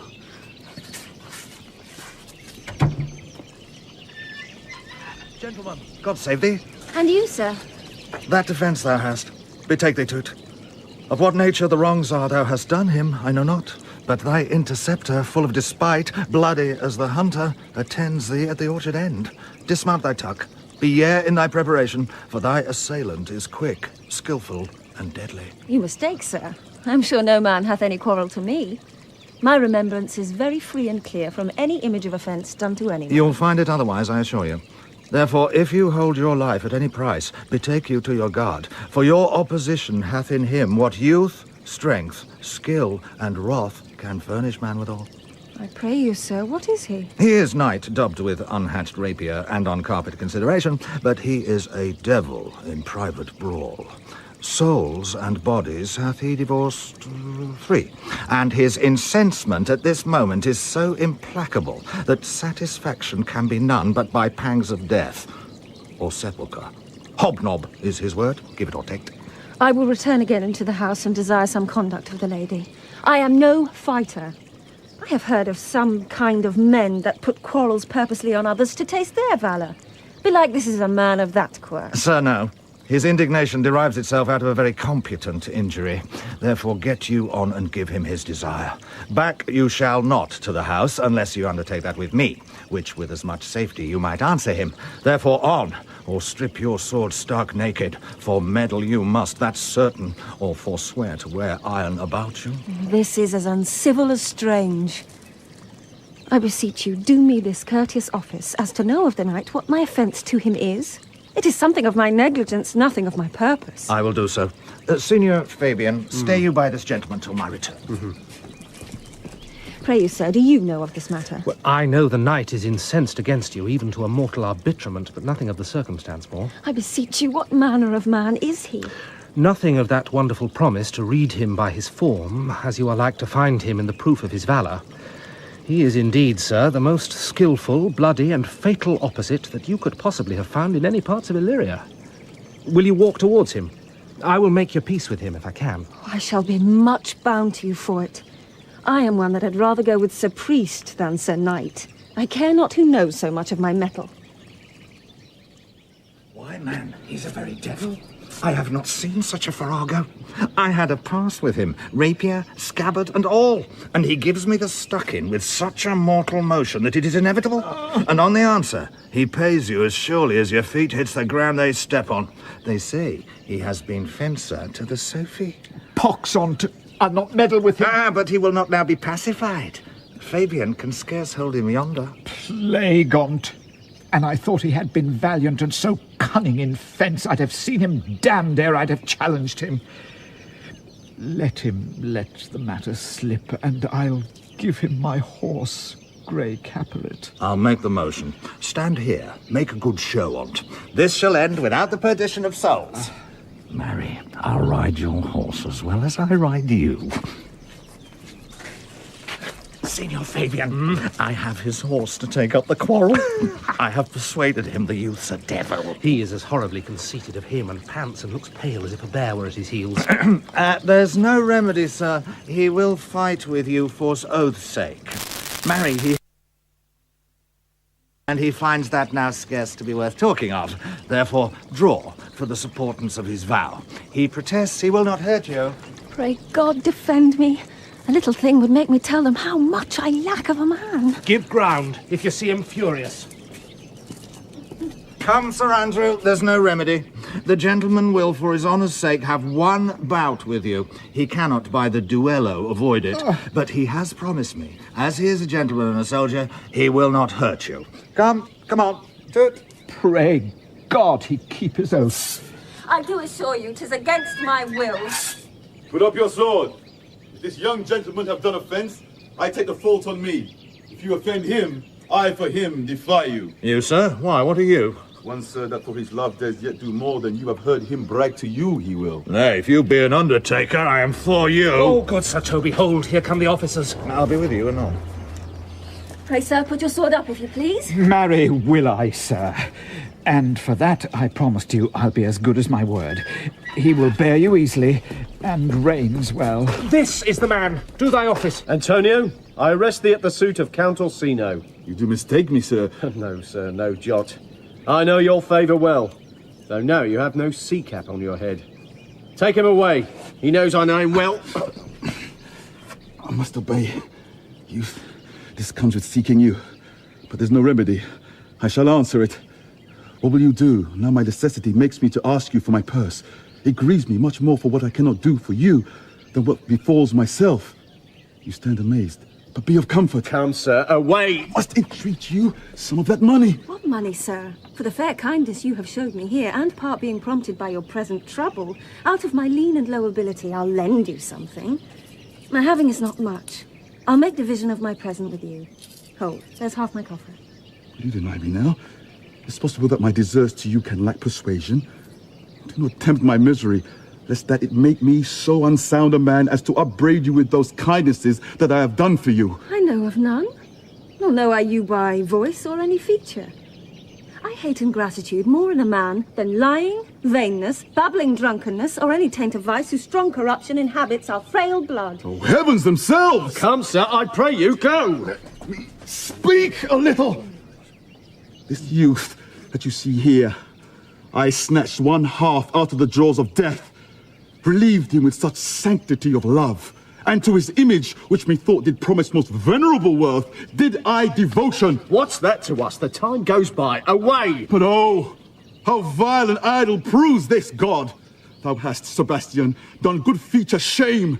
In nature, there's no blemish but the mind. None can be called deformed but the unkind. Virtue is beauty, but the beauteous evil are empty trunks or are flourished by the devil. A man grows mad. Away with him. Come, sir. Lead me on. Methinks his words do from such passion fly that he believes himself. So do not I. Prove true, imagination, oh, prove true, that I, dear brother, be now ta'en for you. Come hither, knight. Come hither, Fabian. We'll whisper o'er a couplet or two of most sage thought. He named Sebastian. I my brother know, yet living in my glass. Even such and so in favour was my brother, and he went, still in this fashion, colour, ornament. For him I imitate. Oh, if it prove. Tempests are kind, and salt waves fresh in love. Very dishonest, paltry boy. More a coward than a hare. His dishonesty appears in leaving his friend here in necessity and denying him, and for his cowardship, ask Fabian. No, a coward, a most devout coward, religious in him. Slid. I'll after him again and beat him. Do. Cuff him soundly, but never draw thy sword. And I do not. Oh, come, let's see the event. I dare lay any money 'twill be nothing yet.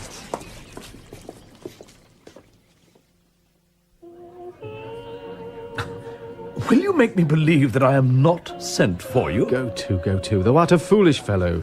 Let me be clear of thee. Well held out of faith. No, I do not know you, nor am I not sent to you by my lady to bid you come speak with her, nor your name is not Master Cesario, nor this is not my nose, neither. Nothing that is so is so. I prithee, vent thy folly somewhere else. Thou know'st not me. Vent my folly?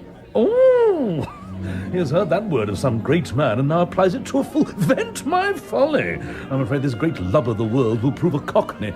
I prithee now, ungird thy strangeness, and tell me what I shall vent to my lady. Shall I vent to her that thou art coming? I prithee, foolish Greek, depart from me. There's money for thee. If you tarry longer, I shall give worse payment. By my troth, thou hast an open hand. These wise men that give fools money get themselves a good report. after 14 years' purchase. Now, sir, have I met you again? There's for you. Why, there's for thee! Oh! And there! Oh! And there! Oh! Are all the people mad? Hold, sir, or I'll throw your dagger or the house. That's when I tell my lady straight. I would not be in some of your coats for tuppence. Come on, sir, hold. Nay, let him alone. I'll go another way to work with him. I'll have an action of battery against him, if there be any law in Illyria. Though I struck him first, yet it's no matter for that. Let go thy hand. Come, sir, I will not let you go. Come, my young soldier, put up your iron. You are well fleshed. Come on! I will be free from here! What wouldst thou now? If thou darest tempt me further, draw thy sword! What? Nay, then, I must have an ounce or two of this malapert blood from you. Hold, Toby!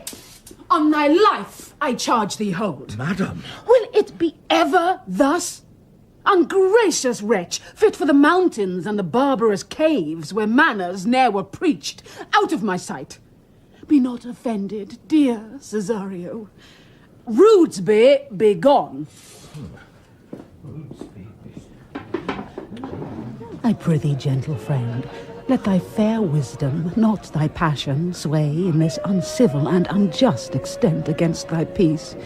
Go with me to my house, and hear thou there how many fruitless pranks this ruffian hath botched up, that thou thereby mayst smile at this. Thou shalt not choose, but go. Do not deny. Beshrew his soul for me. He started one poor heart of mine in thee. What relish is in this? How runs the stream? Or I am mad, or else this is a dream. Let fancy still my sense in Lethe steep. If it be thus to dream, still let me sleep. Nay, come, I prithee. Would thou'dst be ruled by me? Madam, I will. Oh, say so, and so be.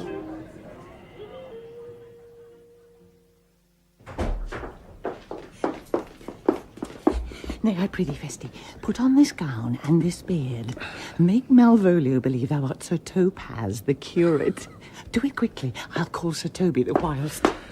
Well, I'll put it on, and I will dissemble myself in it. I know what I were the first that ever dissembled in such a gown. I'm not tall enough to become the function well, nor lean enough to be thought a good student, but to be said an honest man and a good housekeeper goes as fairly as to say a careful man and a great scholar. Ah, the competitors enter. Jove bless thee, Master Parson. Bonus dies, Sir Toby.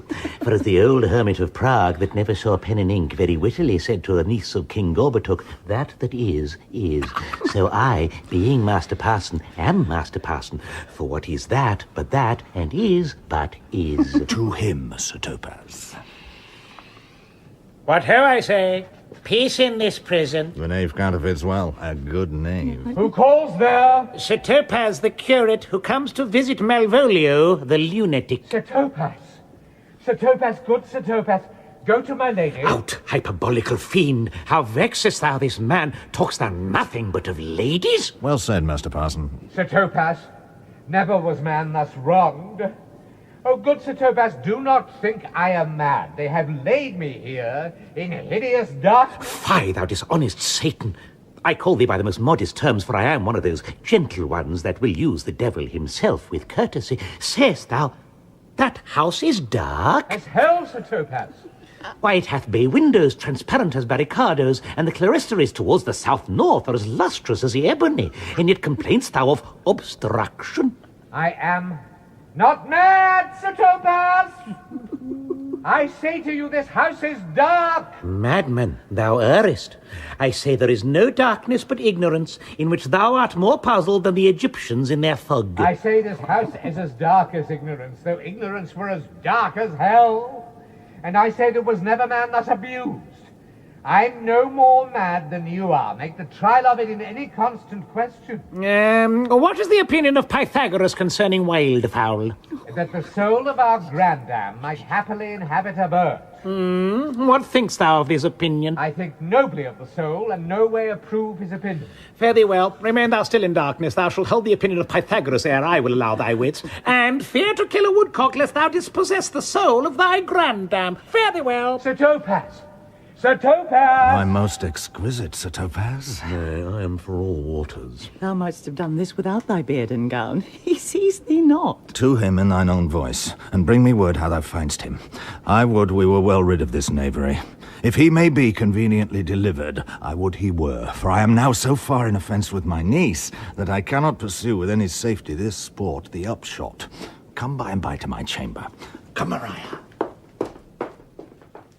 Hey, Robin, jolly Robin, tell me how my lady does. Fool! My lady is unkind, perdie. Alas, why In is here, she so? Fool, She I loves say. another. Who calls her?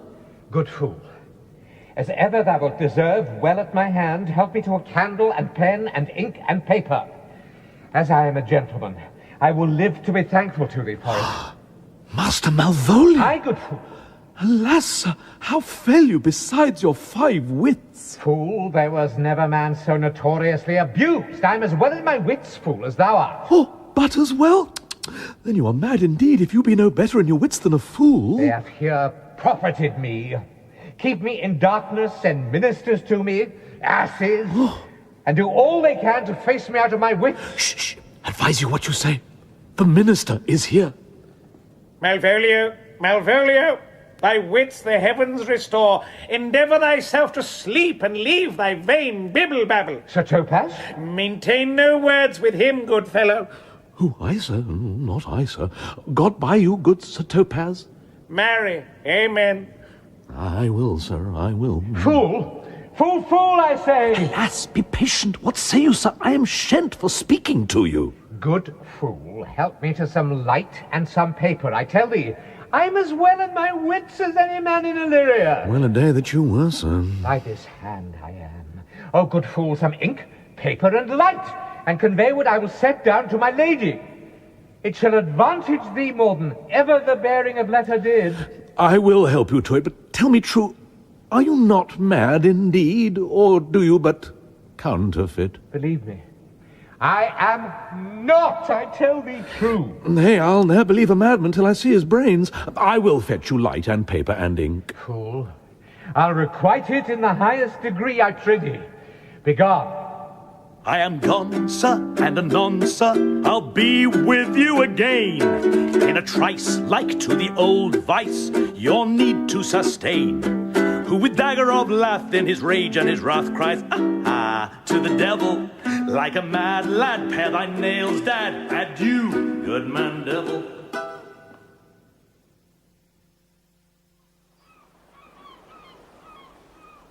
This is the air. That is the glorious sun. This pearl she gave me, I do feel it and see it. And though 'tis wonder that enwraps me thus, yet 'tis not madness. Where's Antonia, then? I could not find him at the Elephant, yet there he was. And there I found this credit that he did range the town to seek me out. His counsel now might do me golden service. For though my soul disputes well with my sense that this may be some error, but no madness, yet doth this accident and flood of fortune so far exceed all instance, all discourse, that I am ready to distrust mine eyes and wrangle with my reason that persuades me to any other trust but that I am mad. Or else the lady's mad. Yet if 'twas so, she could not sway her house, command her followers, take and give back affairs in their dispatch with such a smooth, discreet, and stable bearing as I perceive she does. There's something in't that is deceivable. But here the lady comes. Blame not this haste of mine. If you mean well, now go with me and with this holy man into the chantry by. There before him and underneath that consecrated roof plight me the full assurance of your faith, that my most jealous and too doubtful soul may live at peace.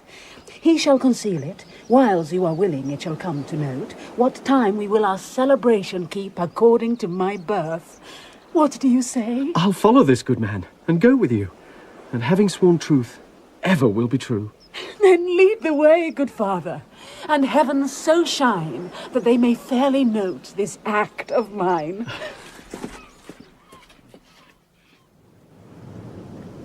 Now, as thou lovest me, let me see his letter. Good Master Fabian, grant me another request. Anything. Do not desire to see this letter. Oh, this is to give a dog, and in recompense desire my dog again. Belong you to the Lady Olivia, friend? Aye, sir, we are some of her trappings. I know thee well. How dost thou, my good fellow? Truly, sir, the better for my foes and the worse for my friends. Just the contrary, the better for thy friends. No, sir, the worse. How can that be? Marry, sir, they praise me and make an ass of me. Now my foes tell me plainly I am an ass, so that by my foes, sir, I profit in the knowledge of myself, and by my friends I am abused, so that conclusions to be as kisses, if your 4 negatives make you 2 affirmatives, why then the worse for my friends and the better for my foes. Why, this is excellent. By my troth, sir, no, though it please you to be one of my friends. That will not be the worse for me. There's gold. But that it will be double dealings, sir. I would you could make it another. Oh, you give me ill counsel. Put your grace in your pocket, sir, for this once, and let your flesh and blood obey it. Well, I will be so much a sinner to be a double dealer. There's another. Primo secundo tertio is a good play. And the old saying is, the third pays for all. The triplex, sir, is a good tripping measure. Or the bells of St. Bennet, sir, may put you in mind. 1, 2, 3. You can fool no more money out of me at this throw. If you will let your lady know I'm here to speak with her, and bring her along with you, it may awake my bounty further. Marry, sir, lullaby to your bounty till I come again. I go, sir, but I would not have you to think that my desire of having is the sin of covetousness. But, as you say, sir, let your bounty take a nap. I will awake it anon. Here comes the man, sir, that did rescue me. That face of his I do remember well. Yet when I saw it last, it was besmeared as black as Vulcan in the smoke of war. A bawbling vessel was he captain of, for shallow draught and bulk unprizable, with which such scatheful grapple did he make with the most noble bottom of our fleet, that very envy and the tongue of loss cried fame and honour on him. What's the matter? Orsino, this is that Antonia that took the Phoenix and a fraught from Candy. And this is he that did the tiger board when your young nephew Titus lost his leg. Here in the streets, desperate of shame and state, in private brabble did we apprehend him.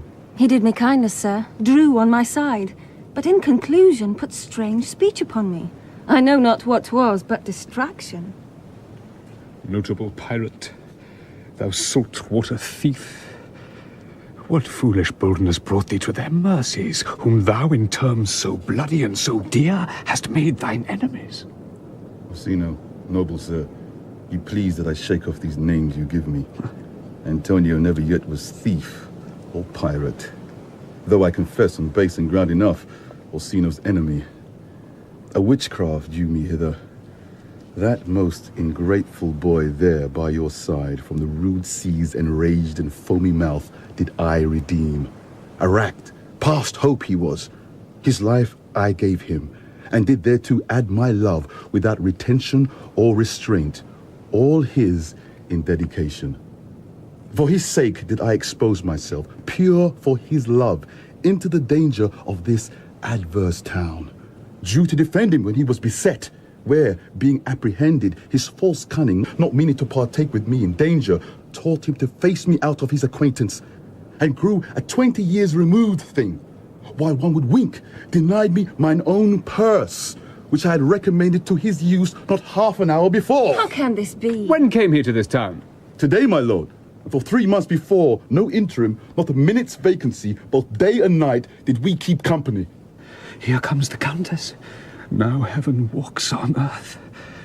But for thee, fellow, thy words are madness. 3 months this youth hath tended upon me. But more of that anon. Take him aside. What would my lord? But that he may not have, wherein Olivia may seem serviceable. Cesario, you do not keep promise with me. Madam? Gracious Olivia. What do you say, Cesario, good my lord? My lord would speak. My duty hushes me. If it be aught to the old tune, my lord, it is as fat and fulsome to mine ear as howling after music. Still so cruel. Still so constant, lord. What, to perverseness? You uncivil lady. To his ingrate and unauspicious altars my soul the faithless offerings have breathed out that ever devotion tendered. What shall I do? Even what it please, my lord, that shall become him. Why should I not? Had I the heart to do it, like to the Egyptian thief at point of death, kill what I love? A savage jealousy that sometimes savours nobly? But hear me this. since you to non-regardance cast my faith, and that I partly know the instrument that screws me from my true place in your favour, live you the marble-breasted tyrant still, but this your minion, whom I know you love, and whom by heaven I swear I tender dearly, him will I tear out of that cruel eye where he sits crowned in his master's spite.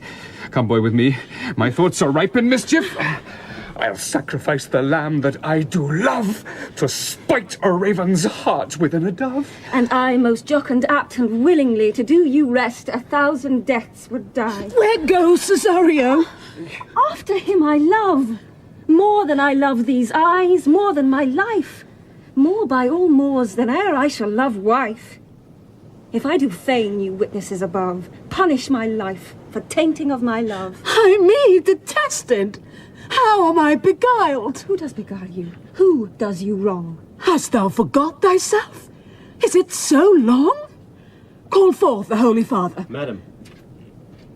Come, away! Whither, my lord? Cesario, husband! Stay. Husband? Aye, husband. Can he that deny? Husband, sir? No, my lord, not I. Alas, it is the baseness of thy fear that makes thee strangle thy propriety. Fear not, Cesario. Take thy fortunes up. Be that thou knowest thou art, and then thou art as great as that thou fearst. Oh, welcome, Father. Father, I charge thee, by thy reverence, here to unfold, though lately we intended to keep in darkness what occasion now reveals before 'tis ripe, what thou dost know hath newly passed between this youth and me. A contract of eternal bond of love, confirmed by mutual joinder of your hands, attested by the holy close of lips, strengthened by interchangement of your rings, and all the ceremony of this compact, sealed in my function by my testimony, since when my watch hath told me toward my grave I have travelled but 2 hours. Oh, thou dissembling cub! What wilt thou be when time hath sowed a grizzle on thy case? Or will not else thy craft so quickly grow that thine own trip shall be thine overthrow? Oh, farewell, and take her, but direct thy feet where thou and I henceforth may never meet. My lord, I do protest. Oh, do not swear. Hold little faith, though thou hast too much fear. Oh, for the love of God, a surgeon! Send one presently to Sir Toby. What's the matter? He's broke my head across, and he's given Sir Toby a bloody coxcomb too. For the love of God, your help. I had rather than £40 I were at home. Who has done this, Sir Andrew? The Count's gentleman, one Cesario. We took him for a coward, but he's the very devil incarnate. My gentleman Cesario? Odds lifelings, here he is! You broke my head for nothing, and that I did, I was set on to do it by Sir Toby. Why do you speak to me? I never hurt you.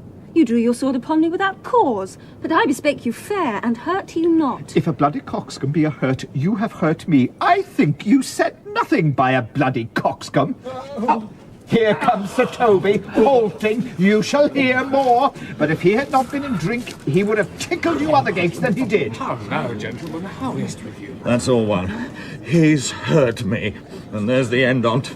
Sot, did see Dick surgeon, Sot? Oh, he's drunk, Sir Toby, an hour agone. His eyes were set at 8 in the morning. Then he's a rogue, and a parsy measures pavin. I hate a drunken rogue. Away with him.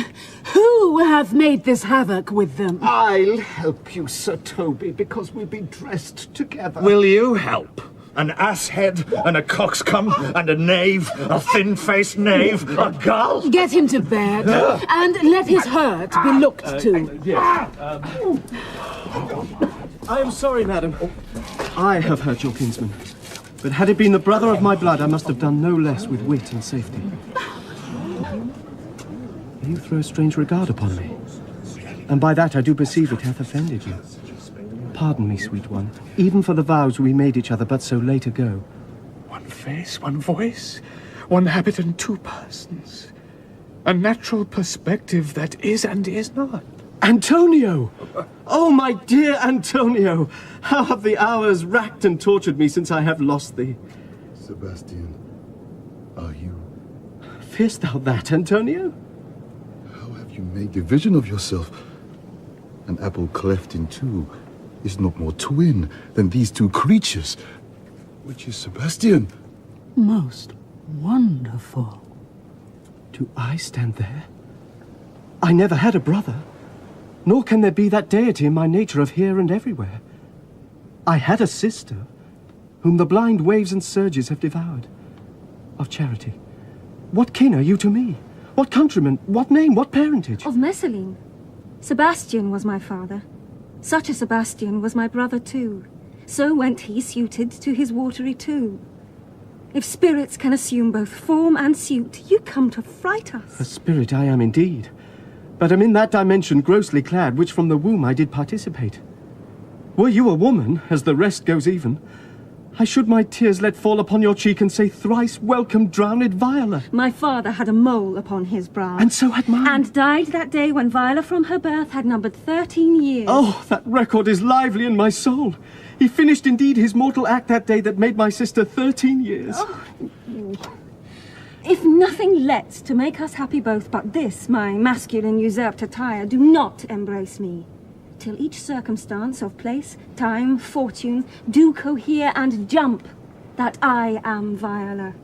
Which to confirm, I'll bring you to a captain in this town, where lie my maiden weeds, by whose gentle help I was preserved to serve this noble count. All the occurrence of my fortune since hath been between this lady and this lord. So comes it, lady, you have been mistook, but nature to her bias drew in that. You would have been contracted to a maid, nor are you therein by my life deceived. You are betrothed both to a maid and man. Be not amazed, right noble is his blood. If this be so, yet as the glass seems true, I shall have share in this most happy wrack. Boy, thou hast said to me 1,000 times, thou never shouldst love woman like to me.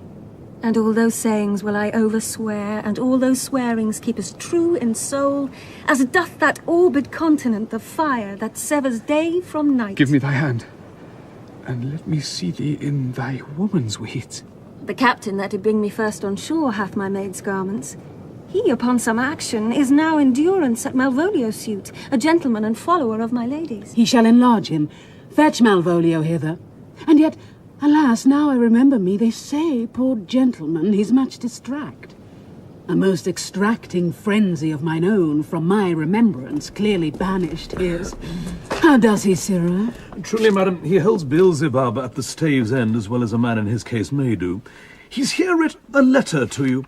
I should have given it to you today morning, but as a madman's epistles are no gospels, so it skills not much when they are delivered. Open it and read it. Look then to be well edified when the fool delivers the madman. By the Lord, madam! How now, art thou mad?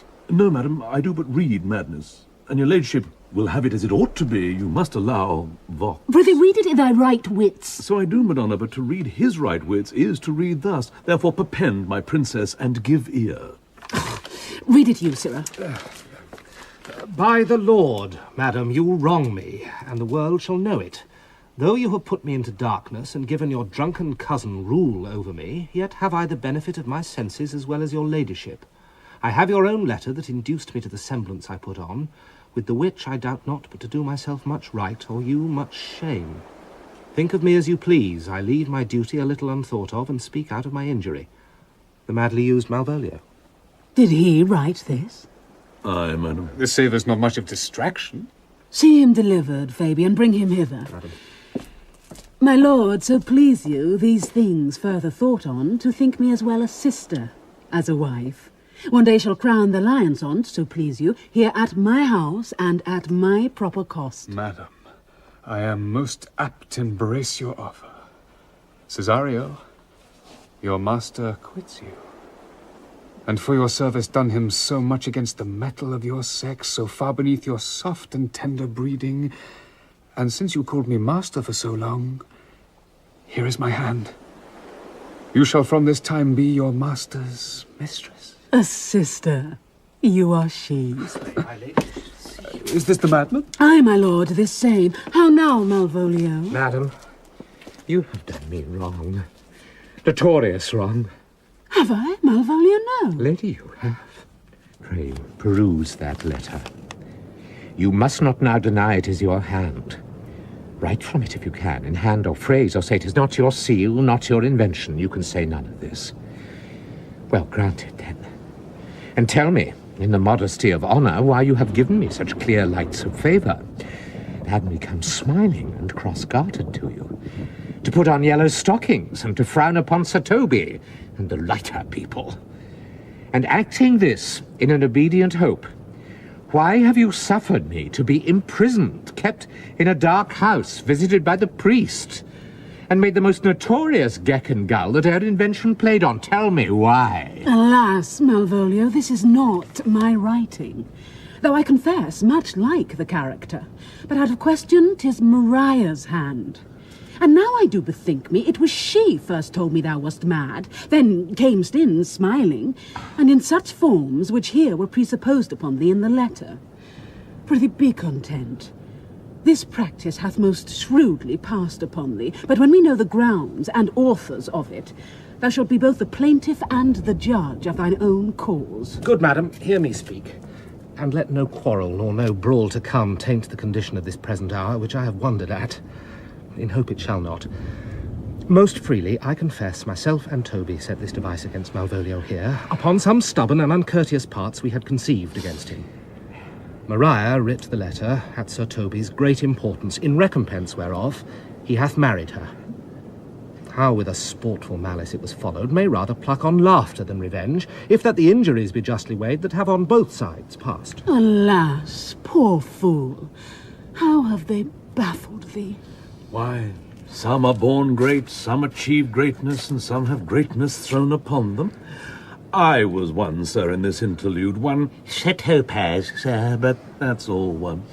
By the Lord Fool, I'm not mad. But do you remember, madam, why laugh you at such a barren rascal? And you smile not, he's gagged. And thus the whirligig of time brings in his revenges, I'll be revenged on the whole pack of you. He hath been most notoriously abused. Pursue him and entreat him to a peace. Indeed. He hath not told us of the captain yet. When that is known and golden time convents, a solemn combination shall be made of our dear souls. Meantime, sweet sister, we will not part from heads. Cesario, come, for so you shall be while you are a man. But when in other habits you are seen, Orsino's mistress, and his fancy's queen.